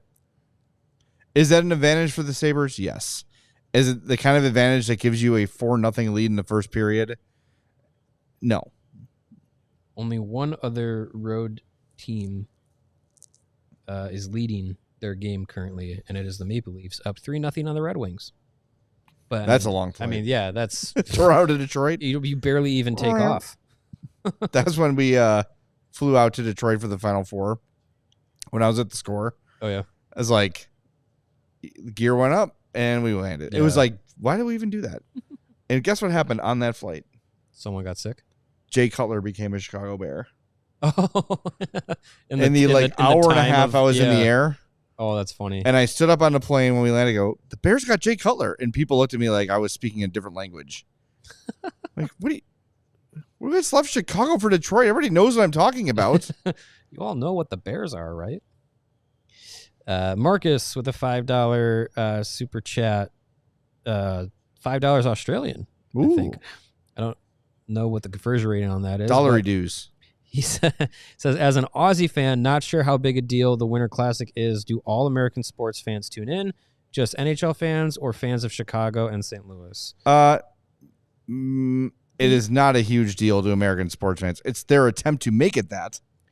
Yeah, I think when it was first brought in to the league, I think what was nice is like it was the non-playoff game marquee event. It was like, this is the Winter Classic. There's one a year. It's an outdoor game. You do a big spectacle. And they've done it every year. But then they went outdoor game wild. And they would have They have kind of 3 beaten or it to 4 or death, yes. 5 or 6 outdoor games, and you're just like, oh my gosh, like we get it. Like you play outside, like, and it just, there's only so much like novelty that you can squeeze out of it with outdoor games. And you know, you're playing at, there's only so many venues that you can really be like, oh, it's really, you know, a really cool venue or really cool base, you know, playing at Fenway or playing at Wrigley Field. Like that's really cool because, oh, Foligno going out of position to make a big hit. Luckily, Soderblom saved it. He really hit Yuri Kulich. And now the Blackhawks are mugging somebody in the corner. All right, well, hey, if you're not going to, you know, score goals, at least goon it up a little bit. That's fine. I think it's also just a lot of fun for like people in Wrigley. Yeah. Like anyone who's kind of like in the Cubs world, like they just kind of find it fun to do different things at Wrigley Field as well. Yeah. Well, and like I was going to say, like they kind of like muddied up the like Winter Classic outdoor game feel. And you didn't really have like a lot of cool venues to go to because it was just like either historic baseball stadiums or you go to a college football stadium and, you know, some of that. And then you're playing in NFL stadiums and you're like, all right, cool. Like there's only so many cool venues. I think what was really fascinating, and I'd love to see them like do something like this again. And Mark Lazarus kind of wrote about it for The Athletic today about like, you know, interesting venues where you could do the Winter Classic when they had the outdoor game between Vegas and Colorado at Lake Tahoe. Yes. Like you basically set up an arena on the lake basically, like right next to it. And you had such cool, like scenic, like backgrounds and like it was a beautiful sunny day. And like, it was so cool. I would love to see more stuff like that. You could also, if you wanted to, you could take it international too. Yeah, you could. You know, and have them play in, I mean, you're not going to fill a Premier League stadium in England to watch a hockey game, I wouldn't imagine. But is there somewhere in a more hockey-centric nation? Yeah, I mean, they've done not outdoor games, but they've done other games that have counted in the regular season in Europe. But does that appeal, like, does an outdoor game in Finland appeal more to people, for instance, than an outdoor game in Boston or Wrigley? I don't think so. I think the novelty's just worn off a little bit. Yeah. And I think there's a percentage of people that'll watch it. And I think switching it from New Year's Eve to New Year's Eve from New Year's Day was smart because you're not up against so much college football. Like I remember last year, I didn't watch a second of the Winter Classic because there was all kind of college football on, and I'm at a New Year's party. Yeah. Right. Most people have stuff going on that day. So I think it was smart to move it to New Year's Eve. Last year's was the least watched Winter Classic that they've had. I mean, the teams played a role in that too. Right. It was Vegas and Seattle. Yeah. Yeah. Like, so, but I mean, that's, you know, but I like Vegas putting new was teams in it. Defending Stanley Cup champion and Seattle, you know, new team and like Vegas too, new expansion team. Like it's getting those kinds of teams involved. Shoot, here's an actual chance. If only you hit the net. Hey, that's a penalty. Thanks. What is going on there?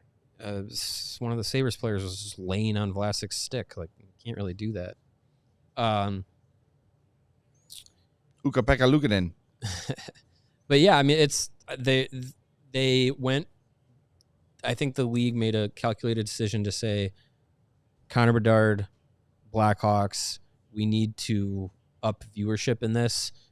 I think they're trying to go to that well of, you know, yes, more people grown at the fact that the Blackhawks are playing an outdoor game than I think are excited to see it around the league. But I think you have people within Chicago Blackhawks fans that are still, even though this season has been not great, still excited to see Connor Bedard and this team play in the Winter Classic, and you're going to get a good viewership number, I would imagine.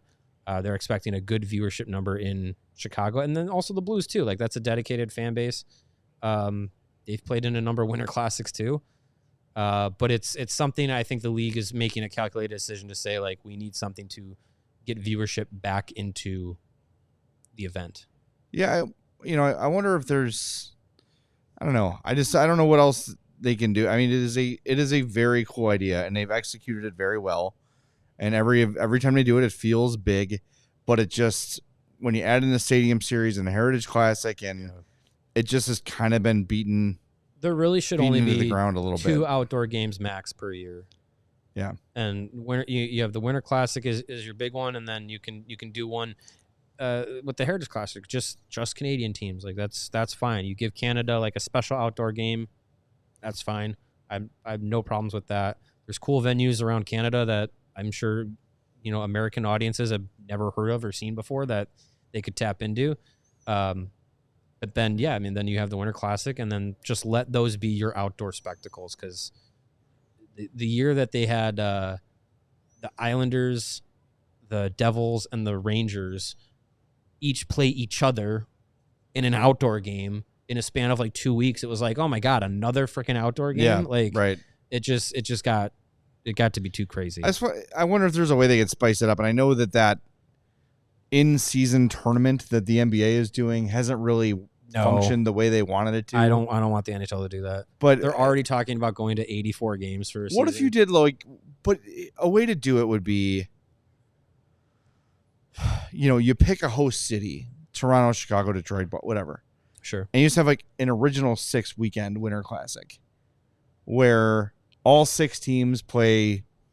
Maybe they don't all play each other, but each team has 2 games. They all get to play at the same venue and just make that part of a thing. But then again, what you're doing is you're taking your established markets and you're just feeding that beast even more and more and more. Sure. Which is cool, but I don't know. I don't know what the answer is. I think you have a cool thing and you just maybe you just don't reinvent the wheel and just let it happen once a year and call it a day. Yeah, and I'm fine with that. I think having so many outdoor games, I think is they were trying to capitalize on, people seem to like outdoor games. Let's have more of them and let's have more sponsors on them. And then it just got too muddied up. Was that not a penalty called? Oh, cool. It just got too muddied up with just the novelty wore off.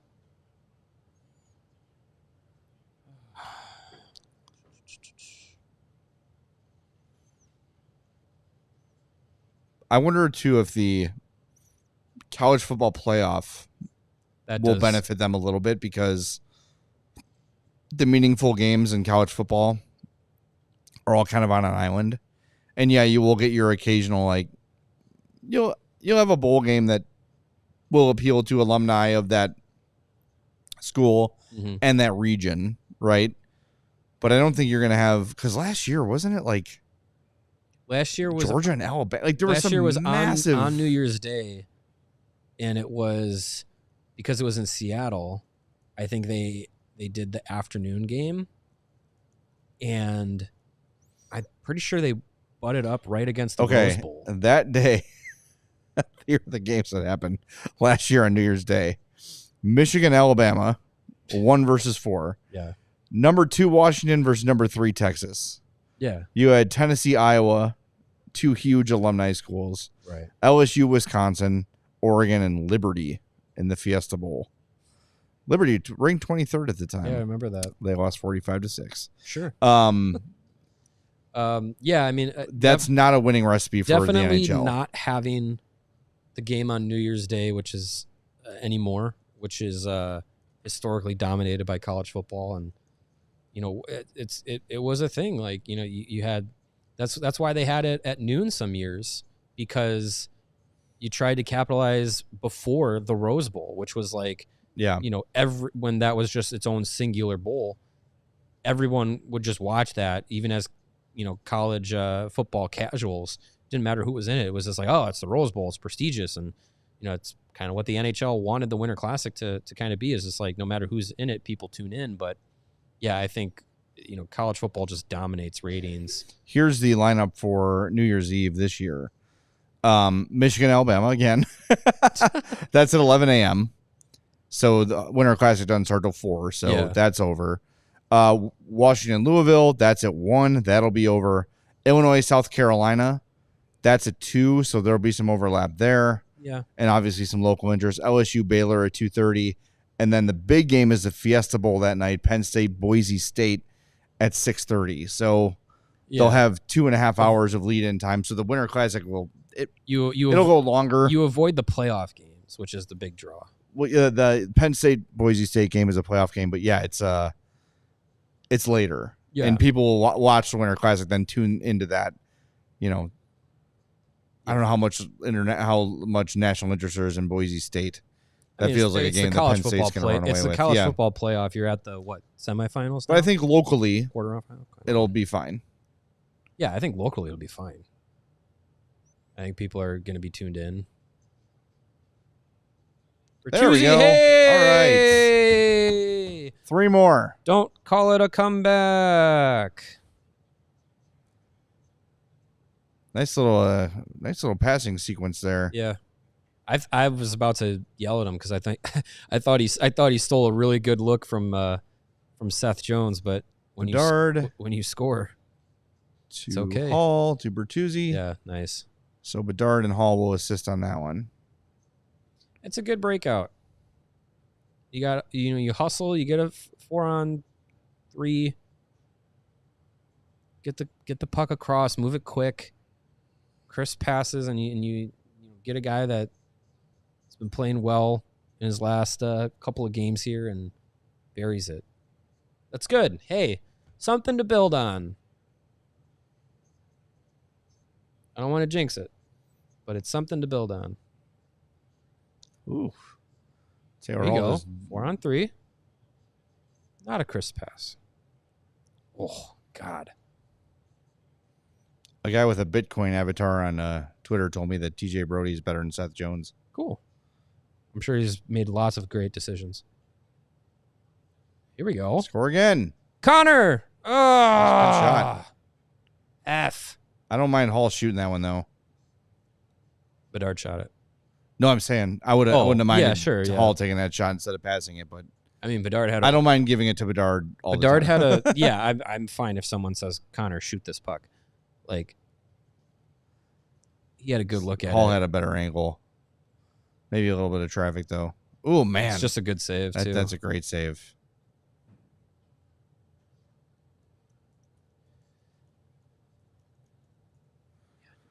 Oh, all right. Hey, you know what? It helps to be 6'5". Take some momentum. I don't want to jinx it. Take some momentum into the intermission, guys. Just like build. That's all you can do. Build something. If you get in there 4-2, you're feeling pretty good. Sure. Yeah. 4-1. I mean, but I mean, if you come out of this period with a better result at 1-0 in the second period than being outscored 4-0 in the first, like, I know you're not really making a big dent in the scoreboard, but it's at least something to build on. And I mean, there's 2 more minutes. If you get it 4-2, you're feeling some better vibes going into the intermission here. Big hit by Connor Murphy. Hawks are turning up the physicality of this period, that's for sure. Yeah, I mean, it's also just a way to stay engaged in the game. Yeah. Deliver some hits, make the Sabres hesitate going into a corner. You know, you never know how much those things add up over the course of 60.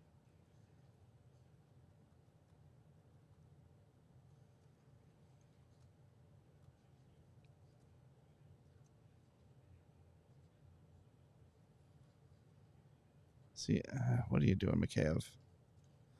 If you're trying to sync up, we're at 110, 111, 110, 109, 108, 107, 106, 105, 104. Just do the whole final minute. I should.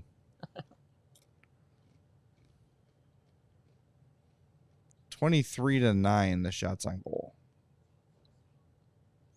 I mean, it means 8 shots this period. That's 800% better than last period. That's right. That's a lot.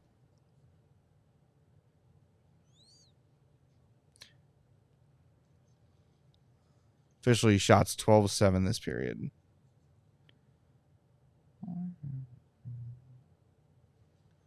Come on, get a garbage goal. Get a garbage goal here at the end of the period.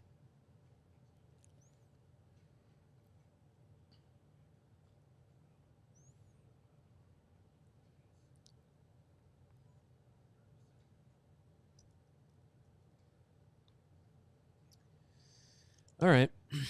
End of the second period. It was better. They didn't. It was allow a not the goal. worst period of the year because the period before that was. End of the second period.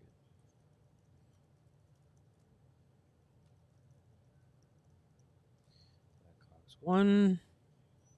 Sabres 4. Shots on goal were what, 23-9?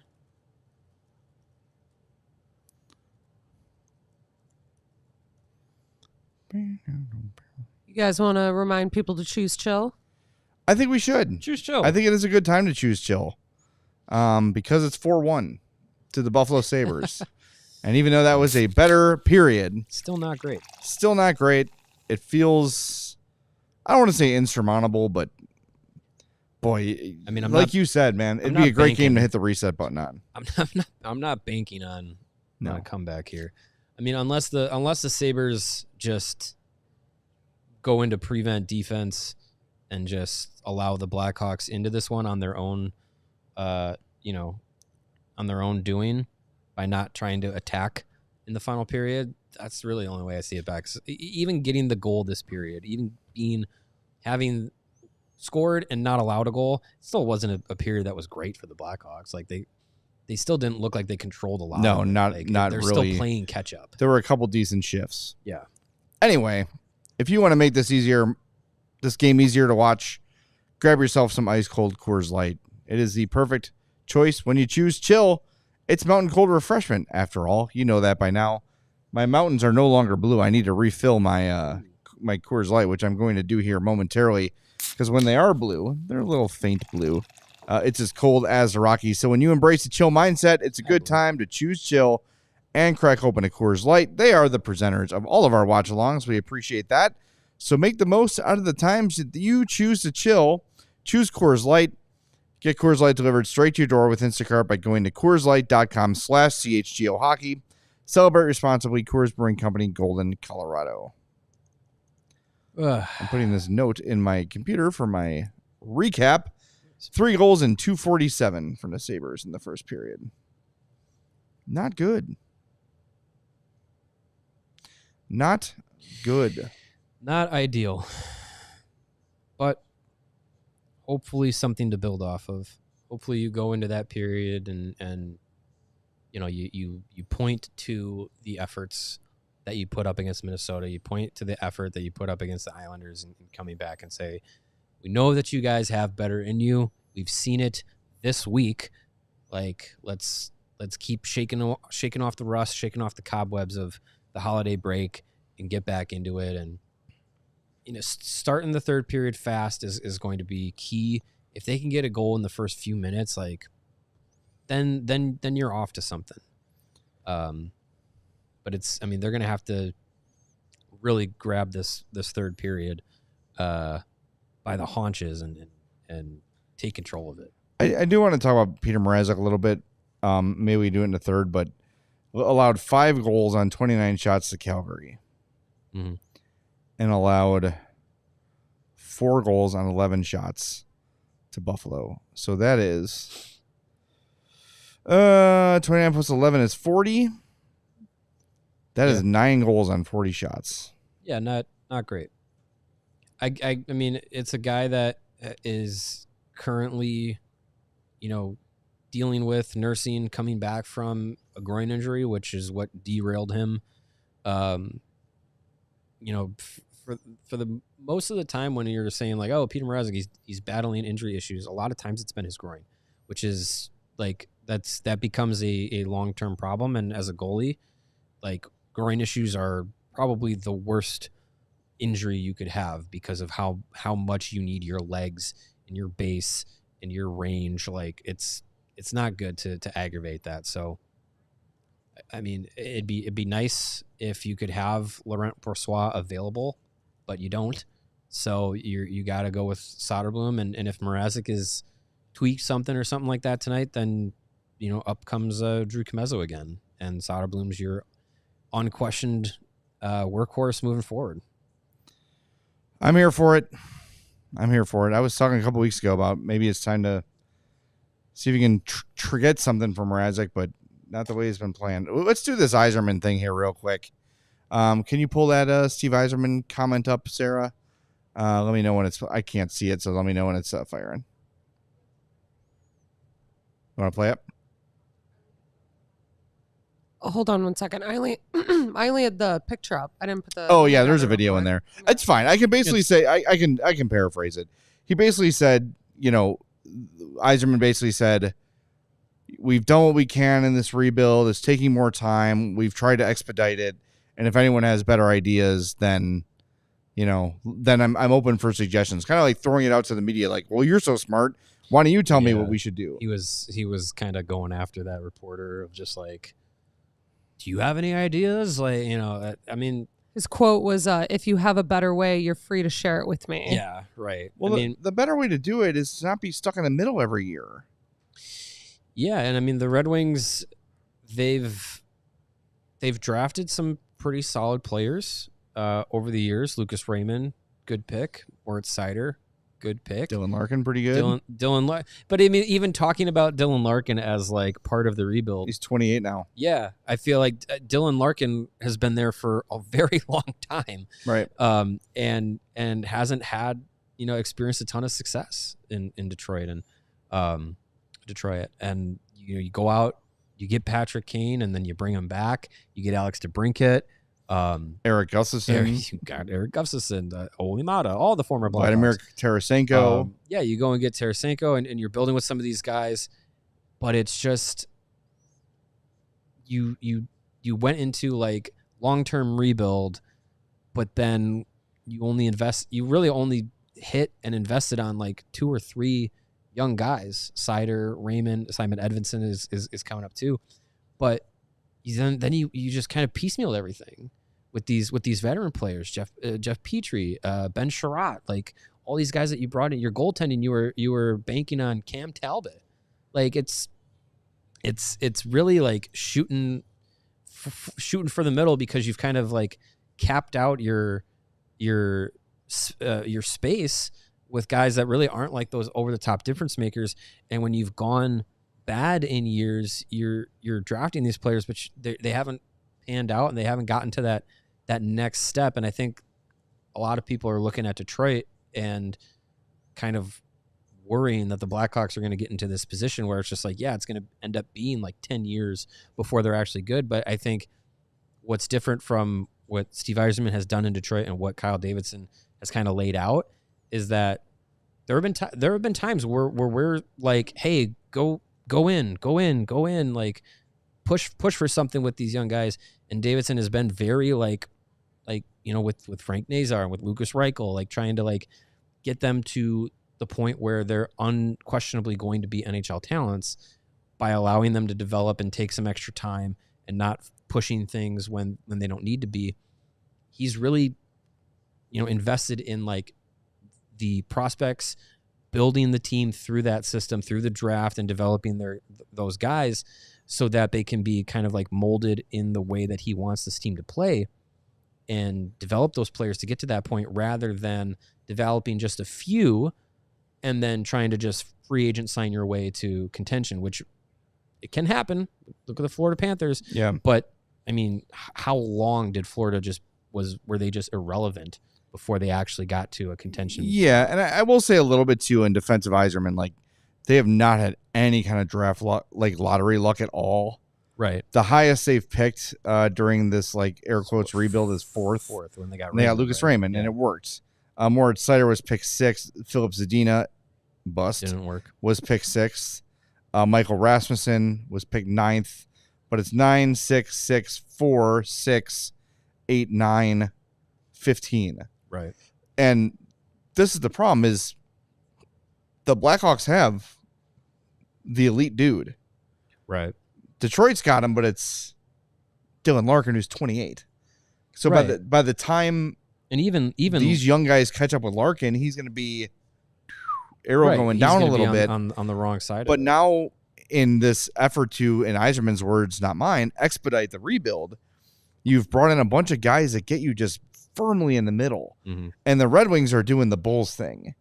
We're like, let's just be good enough. And look, I do know too Like, the economic realities are different in Chicago than they are in Detroit. Like, that's part of it too. Sure. And they need to remain relevant to draw. I get that. Like, the Hawks will draw because going to a Hawks game is an event. Like, I understand that.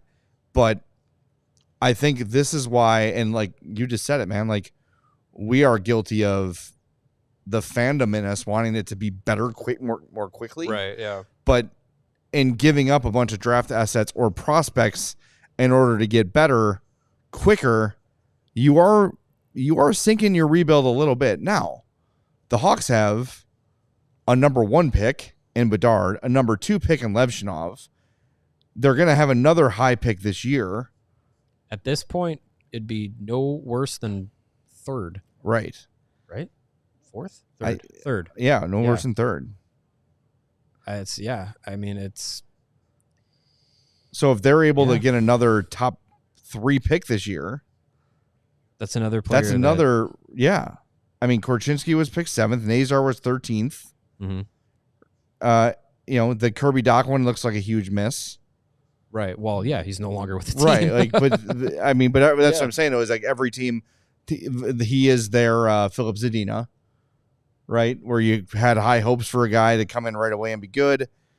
But the Hawks have a wealth of high picks in their system that the Red Wings just don't. And they still have 2 first round picks in this year's draft, followed by, I think, 2 second-round picks, 2 or 3 off the top of my head. But like, they're still in a spot where like they have a lot of picks that they can use and get these guys, these top prospects in the system, because Davidson's idea is like, it's always good to have those picks because you can either use them as trade pieces, or you're getting young players into your system, and you're not looking at like, we're just going to empty the cupboards and go all in, and our prospect system is going to be 32nd in the league, but at least we're going to try and contend.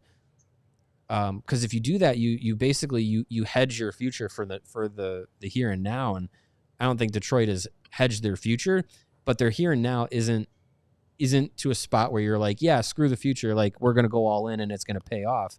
Like they're in a spot where it's like their here and now is bottom middle of the league, and their future is promising, but it just feels further away because they don't have that like franchise changing player that Connor Bedard is expected to be. And I think you're in a spot where with Chicago where, compared to the last time, they kind of had to build up their organization through the draft and everything, as they show the 2010 Stanley Cup team.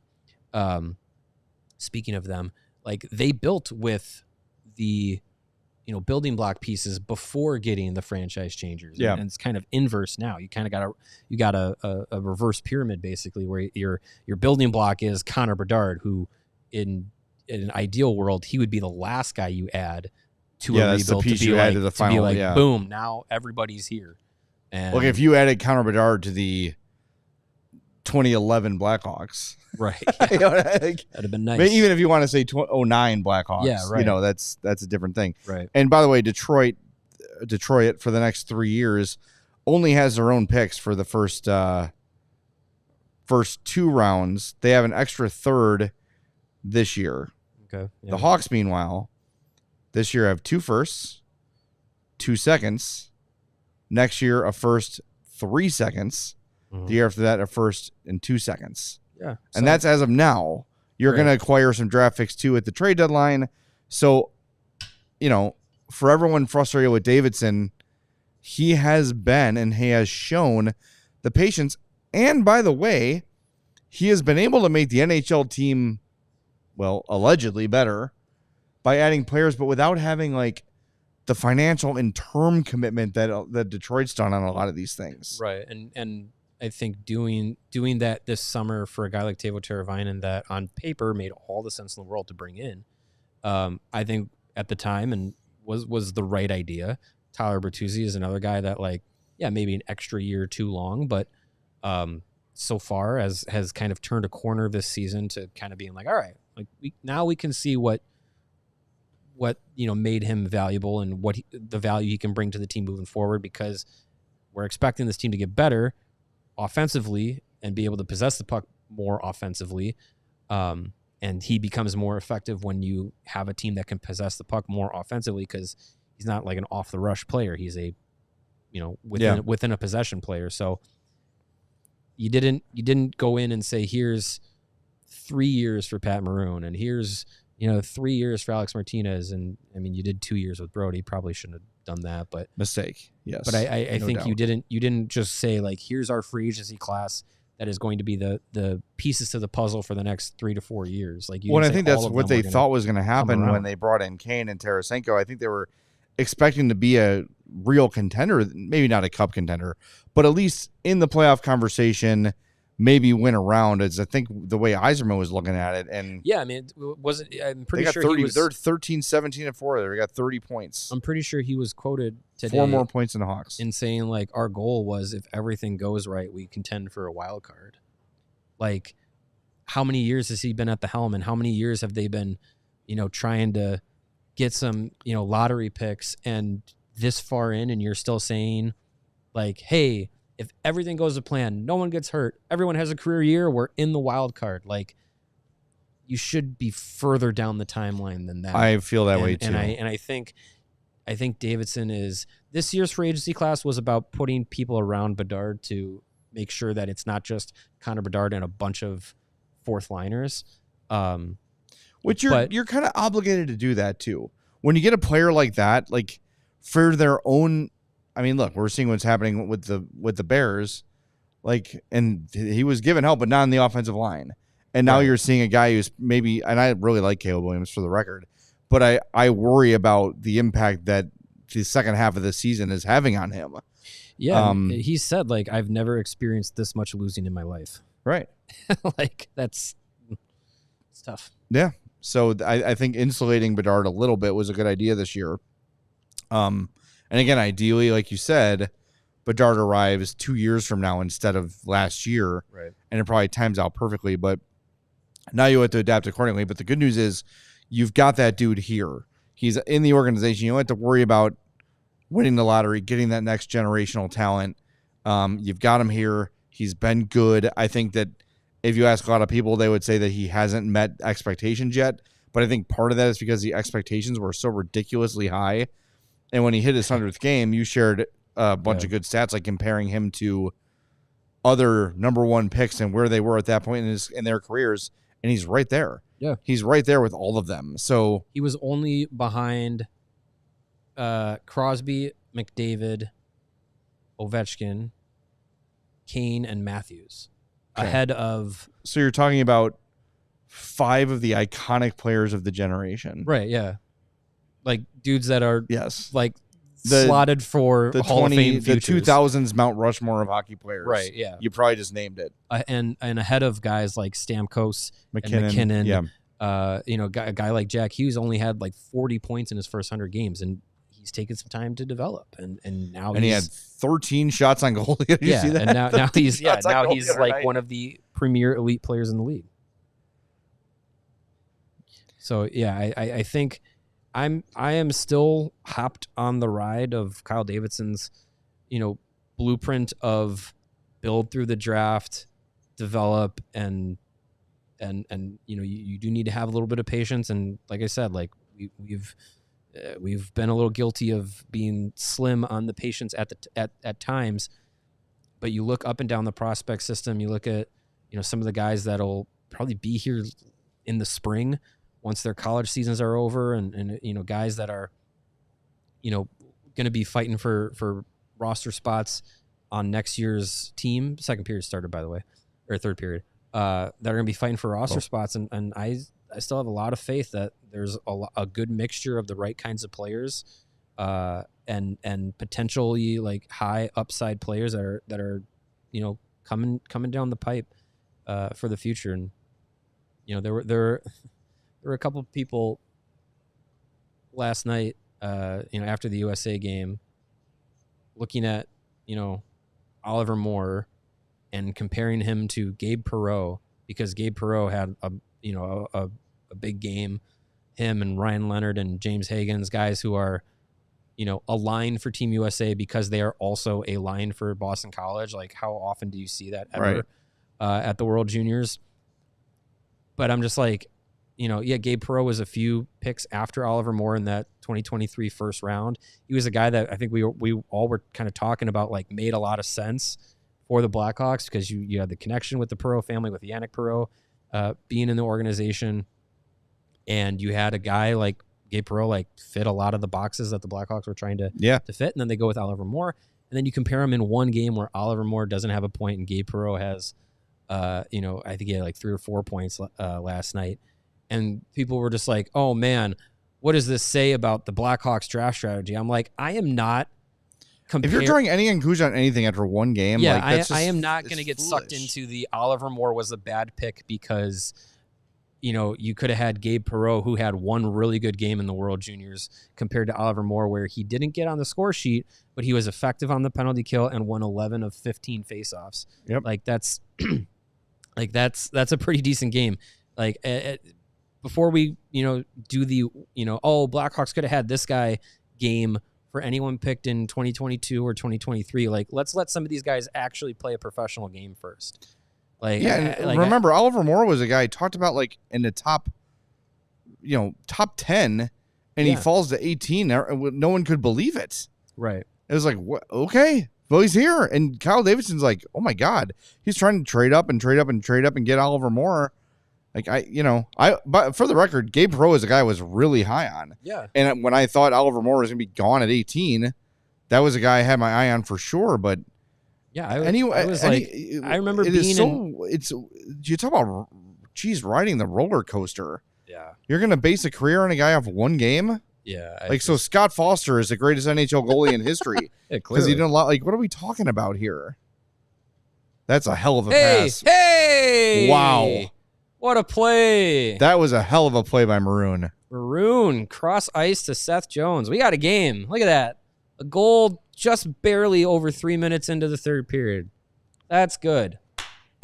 All right, let's build some momentum.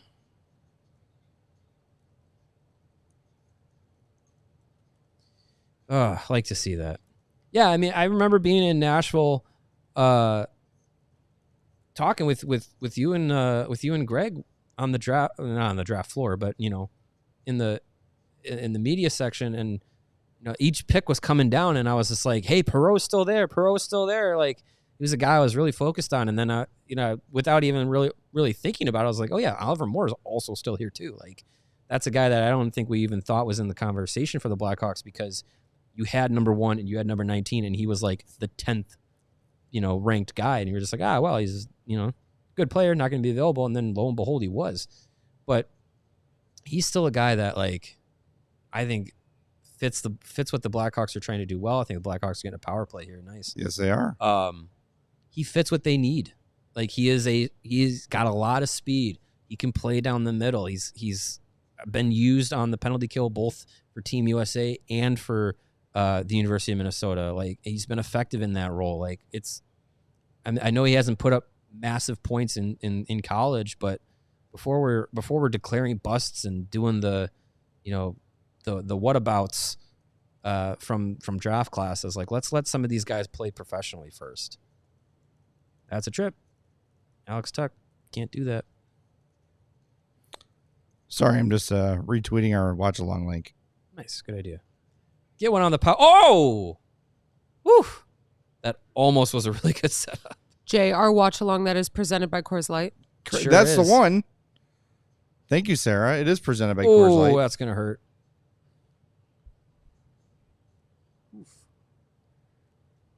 4-2 with 16:10 left. I'm not saying. I'm just saying. The guy who told me that TJ Brody is Seth Jones. Yes. Is better than Seth Jones is sending me plus minus now. Oh, there you go. That's the stat. Oh, right. That's the stat that makes it right difference. In the nut, twigs, and berries. He's staying out there. Good for him.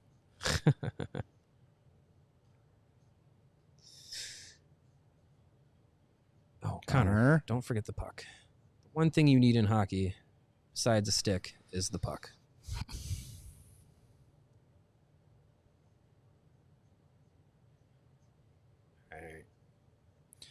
All right. Jay, are you able to handle the rest of this here. power play by yourself? Because I need to use the bathroom. You're going during the power play? Wow. We're in a dire Don't mess situation yourself. here. Go for it.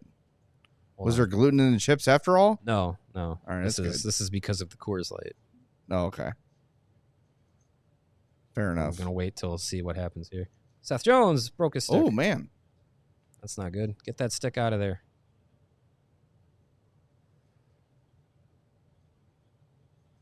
Okay. This is looking decent. Connor going wee. Don't hit the Jeez. stick at Tavo. Seth, what are you doing? Get in. Ooh. Bertuzzi with a good chance. There it That's right. goes. It's been a good power play. What are you looking for icing, Seth? What are you doing? I think he thought maybe it went out of play. Okay. It's like, it's not going to be icing. Look out. Oh, boy. Oh, I don't know what Taylor thought was going to happen on that, but That was all right, let's go. not an ideal setup. Time for one more rush here. Power play's been good though. Good looks. Yeah, this was good. They needed some sustained offensive zone Ooh, time. Shoot that one. They needed to get set up and get some good looks. Now, if you can bury one more here, that would be very good. Donato, F. Oh, good good. Shoot keep. it. Oh, shoot, please. No. Shot. All right. I mean, power play's been effective. Rebound. Maybe get another one here with these guys dog tired, but we'll see. Oh my God. That can't go in. That was horrible. I mean, it's just crushing. It's crushing. You get all that momentum. you gone. cut the lead in half. You get a power play that's good but doesn't score, and then you give up a soft goal at the other end. That is a soul crushing goal against. You've got Donato. You've got Murphy. Murphy's playing him right. It's a little harmless shot on net that hits Soderblom in the right hand and goes in. I mean, that just cannot happen. Jesus. There's no screen. There's no tip. I don't think he was expecting a shot. I mean, yeah. That's brutal. All right, go P. You got, if not for two soft goals against, and it's 3-2. Right? Like, it's just, you can't have that when every game you're living on the edge. Even in games you play better, it's usually a goal. It's usually a goal or two. You cannot have bad goals let in. I'm sorry. If a team is just skating circles around your D and they score a highlight reel goal or it's through a screen, like, that's excusable. That goal cannot go in under any circumstance. And Soderblom would be the first one to tell you that. That is a crusher. That's a crusher. There's a trip. Maybe they'll call it. Probably not. It takes all the momentum away. And we saw it last year. And Soderblom's been great this year, so don't get me wrong. I'm not bagging on the guy. But that was a bad goal, unquestionably. How many times did we see last year where that would happen? He would let in a soft goal and just demoralize the team. It's just demoralizing. You can't bounce back from that. Is this a stupid question, Jay? Tell me if it is. Okay. Is there a third person that's in line for goalie? Not on the roster now. They No? would be able to call somebody up. When Mrazek was hurt, Drew Kameza was here and played one game and was okay. At the end of the day, the stats didn't look great, but most NHL teams carry two goalies. I see. Just because you're limited in your roster spots. So I was thinking maybe add a third person, make a bigger message to the team. yeah, I don't know. That's I just think it's a bad game. I mean, you though. could put Connor Bedard in goal, see what happens. I think it's just one of those games. The Yeah, I goalies mean, are off. Soderblom's been good. Like, he's played fine. I don't have. It's just that the timing of that and the way that went in, it's just awful. The timing is almost as bad as the goal itself because you had established momentum in the game for the first time. Yeah. And now it is completely sucked away. Mario's back, presented by Coors Light. He is presented by Coors Light. Yes, this bathroom break presented by Coors All right, well, Light. it's my turn. All right, nice. Hold it down during the commercial. Sweet. Yeah, this is rough. It's frustrating because, I know that they haven't, won all these games under Sorensen, but they've looked better. You feel like you're getting a little bit of that, like, new coach bump. And, to come out and have this performance after the holiday break, it really just stinks. And, maybe the early flight, the morning skate, it all plays into it. But 6 a.m. is really catching up to them now. Yeah, I mean, that's hard. I've woken up earlier for a flight though, and still got my day done. Sure. Did you play hockey? No. Yeah, it's rough. You don't want to give them excuses because it's still the on ice product is still, even with all that considered, it's still been pretty poor. But I like this comment rough. By I don't know how to pronounce this, Toole. Tool. Tool. Oh yeah, just Tool. He said Hawks and Bears are getting into a who can play worse contest. Can't wait for them to break out the first game back excuse. Oh yeah, yeah. It's. I mean, you know that someone's gonna say it. In the post game, like first game back. You got all that stuff. Like it's still, you still got to be able to shake that off and snap back into game mode here, and especially like we said at the beginning of the game, like it's an opportunity to jump on a team that was really reeling, like playing really bad, and finding creative ways to be bad and lose, much like the Bears, and with the Sabres here, and you come in and you get ragdolled in the first period, and you're playing catch up the entire game. Any bit of momentum is precious, and you get that fifth goal going in from Soderblom, like that is just rough. I know Jay, I could hear him talking about it, so I'm not going to bemoan the point, but it's just rough. You have that power play, you get all the momentum kind of swung in your direction, and then poof, gone. So that stinks. 11:50, 49, 48 of the third period here. Be sure to stick around for the post-game show, where you can hear us talk about this game all over again, but just with a brand new vigor. I don't know. We'll try and make it fun. But yeah, once this is over, we'll head to the post game. Be a brand new link, and we'll break it down, and hopefully we'll be able to get some video from the Blackhawks post game. I'm very intrigued to see how this game is talked about. Hopefully we'll be able to get that in time to share it on the post game show. In other news, the Hogs are up 1-0. Go Ice Hogs! It's not too late to change this to an Ice Hogs watch along. Yeah.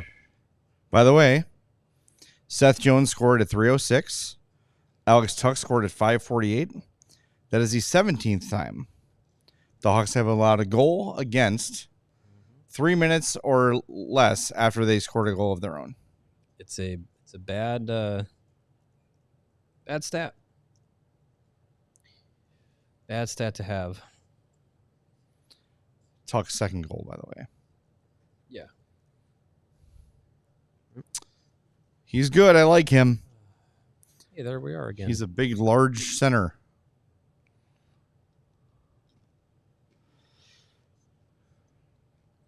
It's just I just really am frustrated about that goal against. Yeah. That's can't happen. But my mountains are blue again, so I'm chill again. That's good.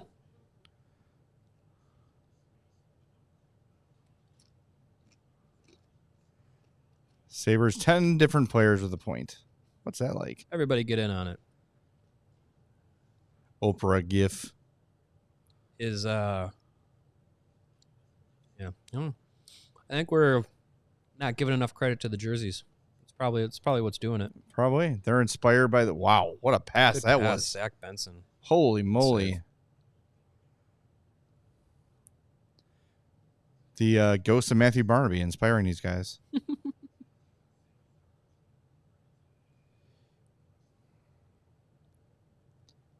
Speaking of World Juniors and stuff. Yeah. Canada, apparently, having a little trouble with Latvia, the team that Team USA plays tomorrow. Going to look at the see if I can pull up the game score here. 1-0 Canada leading Latvia, getting to the end of the second period here. So not necessarily the score you'd expect, Canada and Latvia. I would not say so. 1-0. And apparently, because I haven't been able to watch much of it, but of this game, obviously, because I'm watching the Blackhawks game, Matthew Schaefer, the top defenseman in the draft class, hurt. Maybe potentially significantly hurt in the game. So that could be a big blow for Canada, who already had a couple of questionable roster selections. Call him Bedard. Yeah, right. But yeah, Schaefer is a guy he's a guy that I'm keeping an eye on because he's been he started his season late because of he had mono. We were talking about mono before today's game. Just a random conversation, but he had a delay to his season, but he has been on fire since he got back and got into the lineup for the Erie Otters. I think he's second in points per game for defensemen, and he's doing it as a draft eligible player. No. Big. No. Right shot. No more defensemen. Super high offensive ceiling. Enough. And your reaction is my dilemma because he is a guy that is in the conversation, has made a strong case in the conversation of being the top overall prospect. And if the Blackhawks have that number one pick, I still believe if they get the number one pick, I still believe that drafting a forward is the way to go. I'm not sold on the best forward being James Higgins still. I think there's other guys that are interesting. Michael Misa and Porter Martone are two that are in that conversation. But Schaefer, the way he's been playing is in a lot of draft analyst circles and scouting circles is challenging, or some people view him as the top prospect in the draft class. So I don't know. I don't know how you go with Levshunov at number 2 in the last draft, and then if you're there, you go Schaefer, like go defenseman. Trade out. I don't think you can do it. Someone's going to want him badly if you have the number 1 overall pick, and you just talk about how much you like him, you build it up, and you trade, and you get a boatload for him to trade down to 2 or 3 and take one of the forwards. I know, even if he's great, he might be if they were to draft him, he'd be the Hawks' number 1 prospect by a mile and probably their best defenseman for years to come. But you have enough defensive depth right now, especially if you, and I believe that Kyle Davidson really believes in Levshunov. Yeah. Well, we were all screaming from the hills to take Demidov and get that offensive weapon to play with Bedard. And if Demidov is anything like Michkov, it would be really nice to have that. He stood firm, tried to get both, didn't work. Yeah, tried. But he went with Levshunov. Schaefer's a left shot. So I hope he's correct on that. And if he is, then it's a luxury. And what you need most, not just on the team but in the organization, is a big, true centerman. You need a sizable, impactful forward, preferably a centerman, because you have big forwards, but they're all 3rd, 4th, 5th round pick guys. They're all project guys, not really necessarily guys that you expect to come in and have a big impact right away. I think you have 2 options in Misa and Martone at the top of this draft class that could fill that need. Misa is a center. Higgins, I mean, man, 5'10", not huge, not big, but like he doesn't play little though. No, and he's really dynamic, and you see what Celebrini's doing. He's not the biggest guy. Yeah. And he plays similarly to those two play similarly. Like, you don't need another like small dynamic forward, but like I don't know. He's still definitely in that conversation of like best player. I don't know. It's going to be very interesting. I would love to have the 1st overall pick or 2nd overall pick, whatever, and have your pick of the talent there. But part of me is kind of just like hoping for them to get a couple wins here to kind of boost up, go up the standings, so that if they get like the 4th pick, you're like, okay, Martone or Misa might still be available, or you look at a guy like Malcolm Spence. Like there's guys that's like you don't necessarily have to be like, I don't know. It's better to have the choice, but I'm also kind of like, you're also opening yourself up to like feeling like you might make the wrong choice. Yeah. So I'd much rather, in that case, be like 3rd and be like, okay, 2 guys are off the board. Now what? Now where are we make my go? choice, not mine. Yeah. when you have that many guys that you could say like could be the number 1 overall pick, or be in the conversation for it, it's kind of like, it'd be nice to be like, okay, well, the cards dealt to us are this, like, rather than having to pick the right card. I don't know. It's a different, maybe it's not the best way to think about it. No, I know what you're saying. I mean, you also wonder too, like, are you next year, as we just talked about expediting rebuilds and how it's a bad idea, but if you're not totally sold on one of those forwards, would you consider trading that pick for like an established star player? Like when I say star, I mean a star player. I mean, like no doubt, an immediate impact, guy you're going to have for the next 8 to 10 years. Yeah. You're Marian Hossa. Are you willing to trade a high pick for that? And I think the idea would be a pick swap, right? You would swap first and get that star player. Ooh, did that go in? Oh, come on. How'd that not go in? Taylor Hall. I think that went off the post. Can we not have this behind the net? Yeah, this angle I sucks. don't like this. Well, that's not That a good angle view also either. sucks. Blocked. Give me a Bedard goal. Ease the pain. Yeah. Ease his pain. It's not going to work. Oh, God, this is aggravating. At least it's going quickly. I guess, yeah.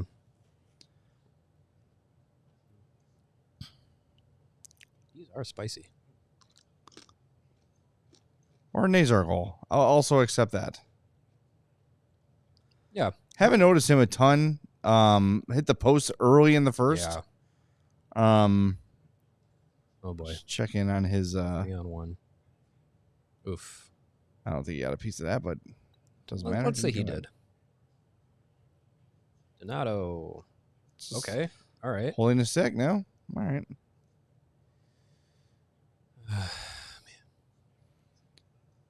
Nazar in this game, -1, 1 missed shot, 2 hits. 5 and 2 for Nadat, though. 71%. That's good.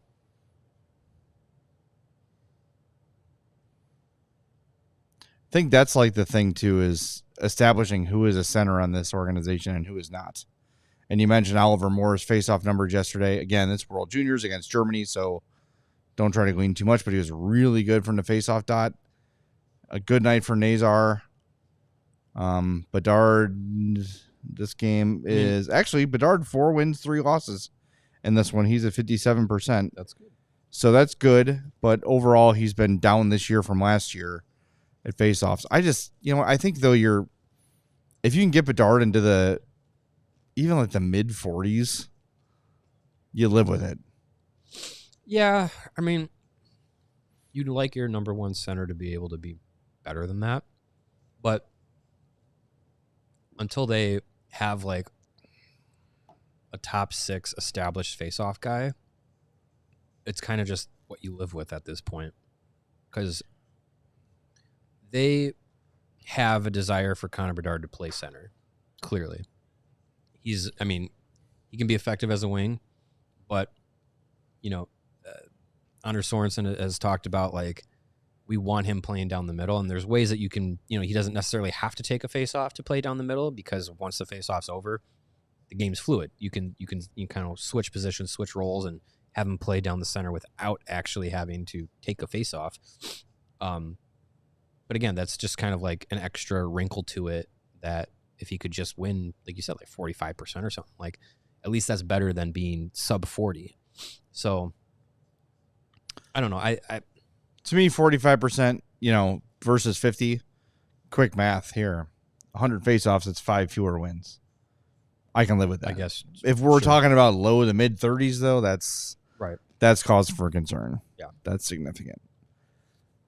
But hey, and they just don't have anybody that you can point to and be like, that's the next centerman that's a legit NHL center. You got to figure things out with Nazar. You have Boisvert. If you look at Boisvert and Spellacy, they're not top. They're probably not top 6 though when it's time to win. Boisvert might be, maybe, but yeah. But he's going to be your.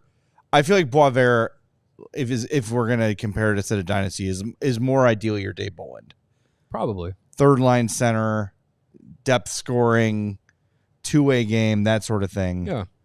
In an ideal world, and maybe you just keep trying to find that number 2 center like the Dynasty Hawks did. But and that's why, like, when you look at like the top of this draft class again, like Misa just feels like, man, he's big, he's a impact guy, you know, he's scoring at an insane rate.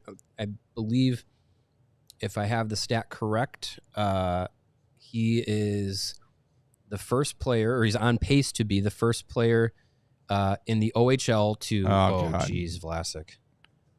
Not good. Hat trick. Yep, there it is. Alex Tuck, hat trick. Just Vlasic fumbled the puck at the blue line and Tuck was off to the races.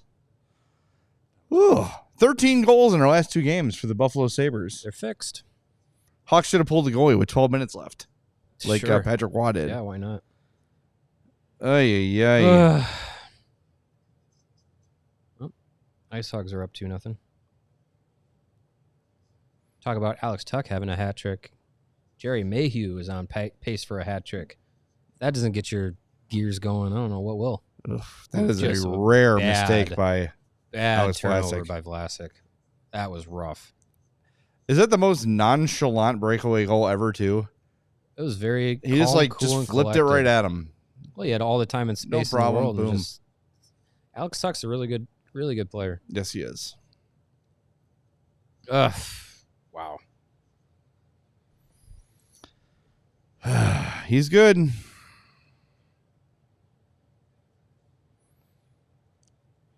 Boy, oh boy. This was fugly. Even in this third period, the Hawks trailing big.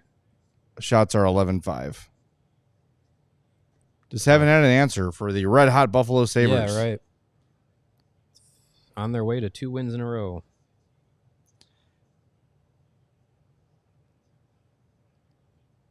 This is just this is about as aggravating of a loss as we've had all year. I think there was a good portion of people who have been, even after 2 consecutive losses heading into the break, feeling good about the direction of the team, maybe a little bit excited to watch a game tonight. I know I was. Yeah. I was really looking forward to watching some hockey tonight and doing this watch along because I felt like it's a very winnable game and the game would be at least competitive. And this happens. Yeah.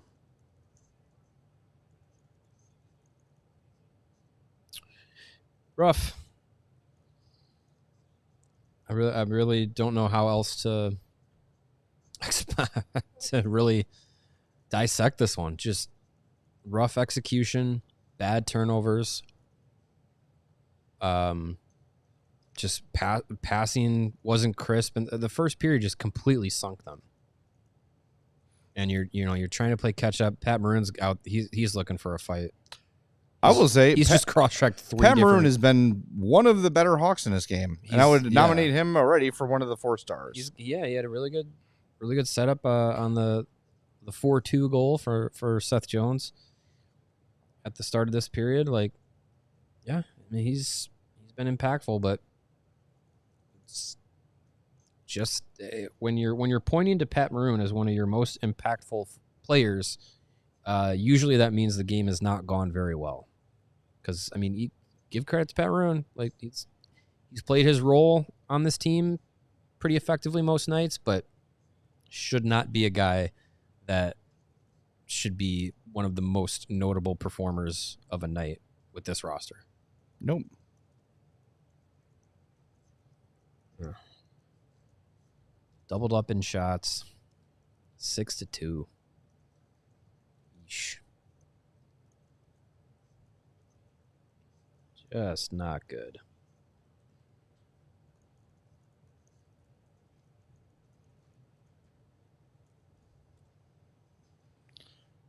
Yikes. If I had said to you, Mario, before this game, the Hawks are going to lose 6-2 and be outshot 33-16 so far, would you believe that? Like, could you have in your mind envisioned it going this poorly? No, not at all. Taylor Hall was just abused off the puck.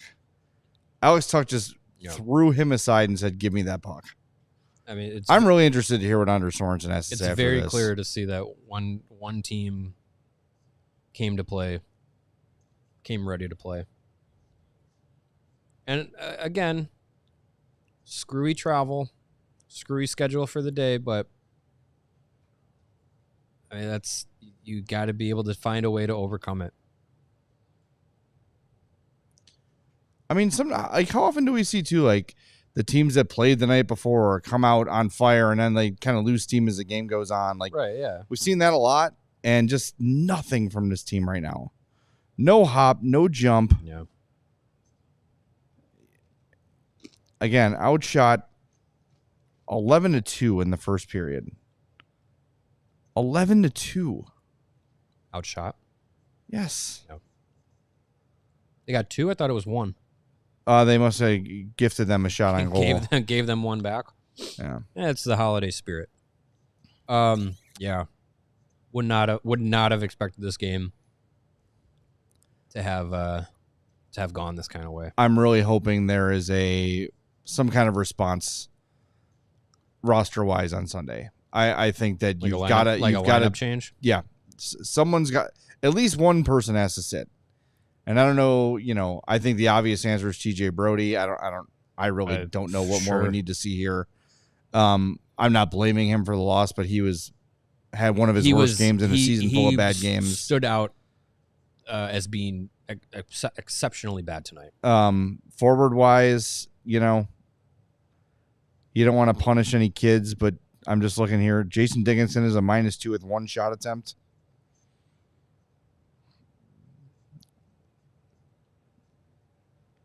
It's just, I'm not saying scratch Jason Dickinson. I'm just going through Ilya Mikheyev has -1, no shot attempts.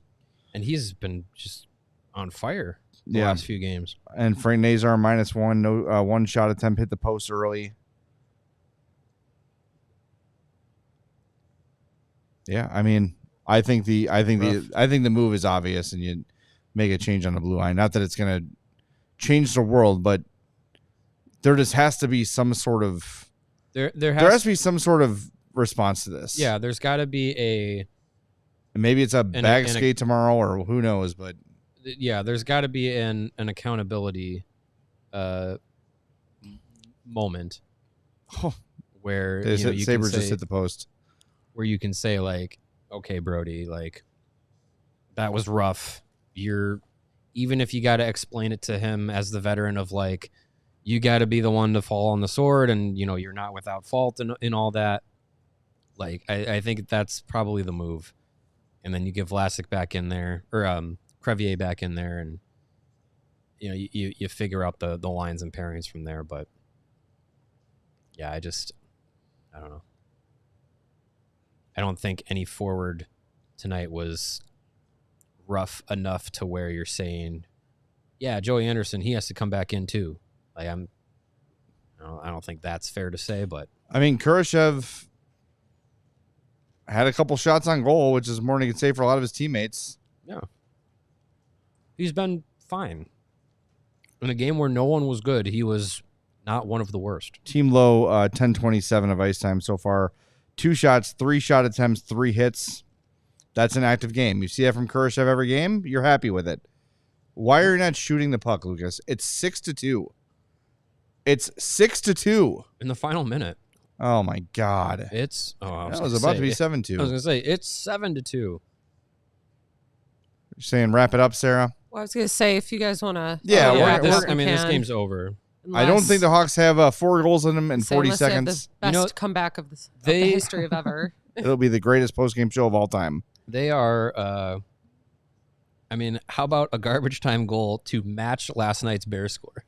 That'd be wonderful. Wouldn't that be wonderful? All right, we're going to wrap this watch along up. We're going to get ready for the post-game show. Keep an eye on our social media accounts for the new link. You know what you're doing by now. It'll be up shortly, or just refresh the CHGO Sports YouTube page. We'll see you in a few minutes on the CHGO Blackhawks post-game show. Thanks to Coors Light for presenting this watch along. Talk to you in a few. We all silly like the mayor.